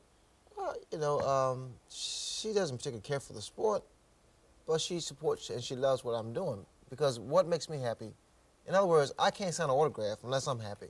And that's the reason I fought Marvin Hagler, because I had to do something that was inside of me. You know when I really started to like you a lot? Excuse me? No, I'll tell you when. About 2 questions ago. No. Jesus. Give me a break. Jason, your son, the relationship that you have with your little boy and those commercials and those things we used to see, I just felt like you must be one heck of a father. Is it still true? Pride yourself in being a good dad? Stop patronizing me. All right, I won't. I'm asking you a question. No, my son, you know, he's an independent guy. He'll be 14, by the way, this month. 22nd this month. Wears a size 9. I remember when he was little, like little, that big, Yeah. a little teeny kid. Yeah. But Ray's, He's a good kid. He's playing football and basketball. Would you let him be a boxer? He boxed when he was 5 and he prematurely retired. Yeah. He said, I can't do 2 things, go to school and fight. So, no, he has his own mind, has his own mind that he wants to get involved in computers and football. You brought these gloves on the set, and I know why, and I just want to tell everybody, these gloves will be a part of at some point, auctioned off for the homeless in Massachusetts as part of Channel 5's Project Shelter, and I want to thank you for that. Will you sign them for me, Ray? Yes, I will. Great, okay. You think Marvin will buy them? You never know. You never know in this world. What could I want to do anything that's going to help people. I want to thank you very much for being here. It's great to meet you. And you look gorgeous. Well, there you saw it again, the finish. Thomas Hearns with his knockout victory over Juan Roldan. Now look at this, folks. This, I think, is the first time since that big night in Las Vegas you have seen Sugar Ray Leonard and Marvelous Marvin Hagler together. Have you guys seen each other since the fight? No, I haven't. Well, if one said it, the other had to say the same thing, I'm sure. Now, I know that Marvelous Marvin thinks he won that fight, Ray. He wants a rematch. There's been speculation about you and Roldan. If Roldan won the fight, he didn't. Are you interested in a fight at all? And would Thomas Hearns be in your plans if you are? Well, you know, Tim, and Marvin knows this fully well, because we both stated that one fight only. I think that was our main plan, to go through with this lucrative fight that we had in April, and the rest would be history. I fulfilled my dream, and I have nothing else to prove. You're not planning, nor could you be drawn back into the ring? No, you know, again, it wasn't for the title or for history. It was just a matter of, beating this great man here. And that is done, and I'm quite satisfied. All right, Marvelous Marvin Hagler, you have not officially retired from anything. On the other hand, you haven't indicated what you want to do next. Can you tell us now? I'm going to sit back and evaluate the situation, give myself a little time. The only reason that I want to come out, it would be for Ray and for him with my belt. Other than that, it'd be only a personal matter. But that would be the only alternative for me to come out of retirement. So even if what you suggested you would like to see happen, the title united by the 3 new champions, that winner would not bring you out. Well, you know what happened. Everybody know what happened. The world know what happened. Politics played a big part in this. Stripping me from my belt. They couldn't want me to take it from me the right way. They did it the only way they knew how. Now there's 3 champions. There's a middleweight model out there. All right, so it would take forever for you to get an opportunity at any kind of a one champion after they attempt to unify. From Ray's point of view, you're indicating that you were the undisputed champion after you beat Marvin Hagler. Your journey is over. I beat this man fair and square. Marvin knows if he reviewed the tapes. I beat you fair and square, Marvin. It was not politics. I think it was bad sportsmanship on your part to say that. I beat you. You didn't think I could go the distance, right? You didn't think I could go the distance. You thought you was going to knock me out. Everyone out here said 1 round, 2 rounds. All the sports writers, they said that. It wasn't true. Now they can't explain the unexplainable. Well, it was a split decision. Let's not deny that. It was not a... This man still had my belt, and we could go at it one more time. Well, he doesn't have your belt. 50 now. This time I'll make more money. Now there's the first clue. This time. I'm starting to get mad. This time you want to make more money. Well, you know what's so exciting about it? It was very nice, though, being involved with one of the biggest fights in the world. That was very nice, and to that point that I felt that I've achieved the biggest thrill in my life. Tell you what, Mark, I think you opened the door again. What we're going to do, you go ahead and knock Tommy out. I'll go ahead and take care of Frank Tate. Then we probably get together. No, let's wait them all fight. And you get in there and get my belt back, and then we go at it again. Let's get a tune-up, man. I mean, really. I don't need no tune-up. I need a tune-up. I'm ready. London. It was a journey that took him from the streets of Newark to the city of Brockton, Mass., where he landed at the gym of Pat and Goody Petronelli. Now a look at life as the champion and life after boxing. The story picks up with a historic Hagler-Hearns battle in Las Vegas.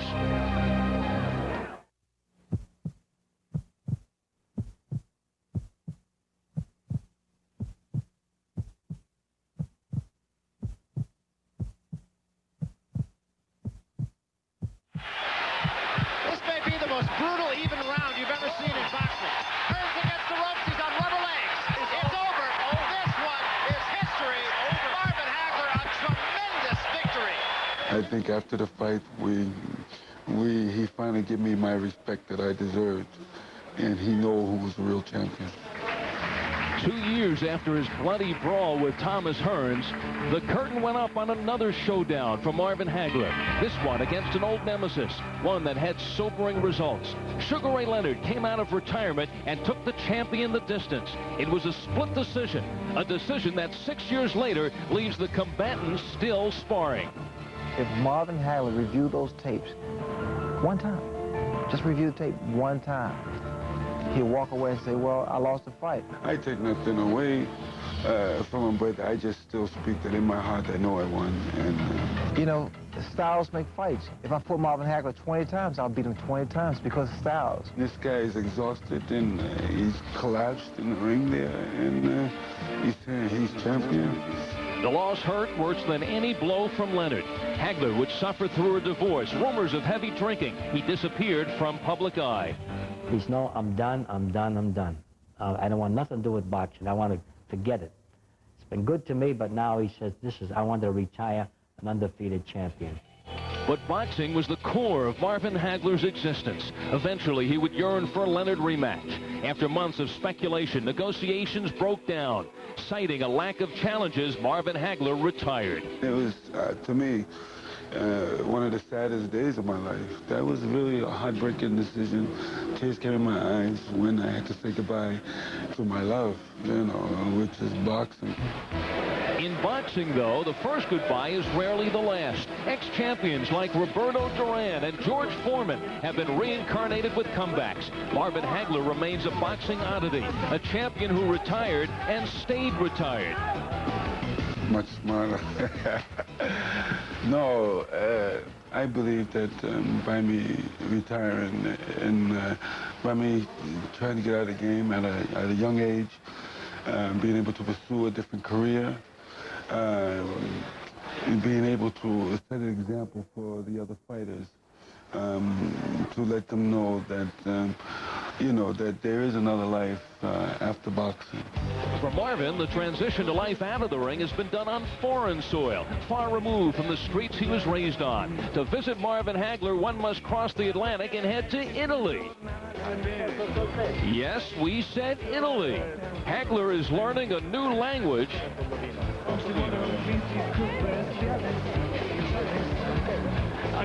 and making new friends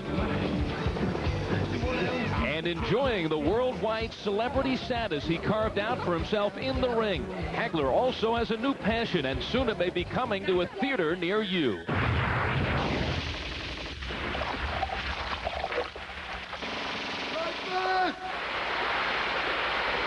Where's your hair? You are looking to catch butterflies? Not butterflies, photographs. You open the bag, you see my camera. You open the bag. While Hagler hones his boxing skills, his achievements in the ring have not been forgotten. Several weeks ago, he celebrated induction into boxing's Hall of Fame. Marvin was the most versatile fighter in the world. There'll never be another one. You hear somebody in the gym saying, oh, we're looking. No, you don't look for another one. This is once in a lifetime, and I'm privileged to have that opportunity to work with a fellow like this. You must love this game in order to be involved in this game, because this game is not easy, and this game is not for everyone. He was a scientific boxer, and he could bang. He could send them in. He hit to the body, and he hit to the head. It's so funny now that when I see other kids trying to imitate Marvelous Marvin Hagler, I hear this one. I'll be Marvelous Marvin Hagler, you beat Muhammad Ali. I'm listening to these two kids. Never believed this happened. It was great. Marvin Hagler won 62 fights. In his prime, he terrorized an entire weight class. He fought with a hunger born of days growing up in the ghetto with nothing. A throwback, once claiming that if you cut his bald head open, one would find a giant boxing glove. Though the Ray Leonard demons may never totally vanish, Marvin Hagler's place in history is secure. 6 years after he left the ring, the gym where he learned his craft still displays the memorabilia of glory days past. There's even a locker full of Marvin's workout clothes, just in case the marvelous one comes back to visit and wants to go a few rounds.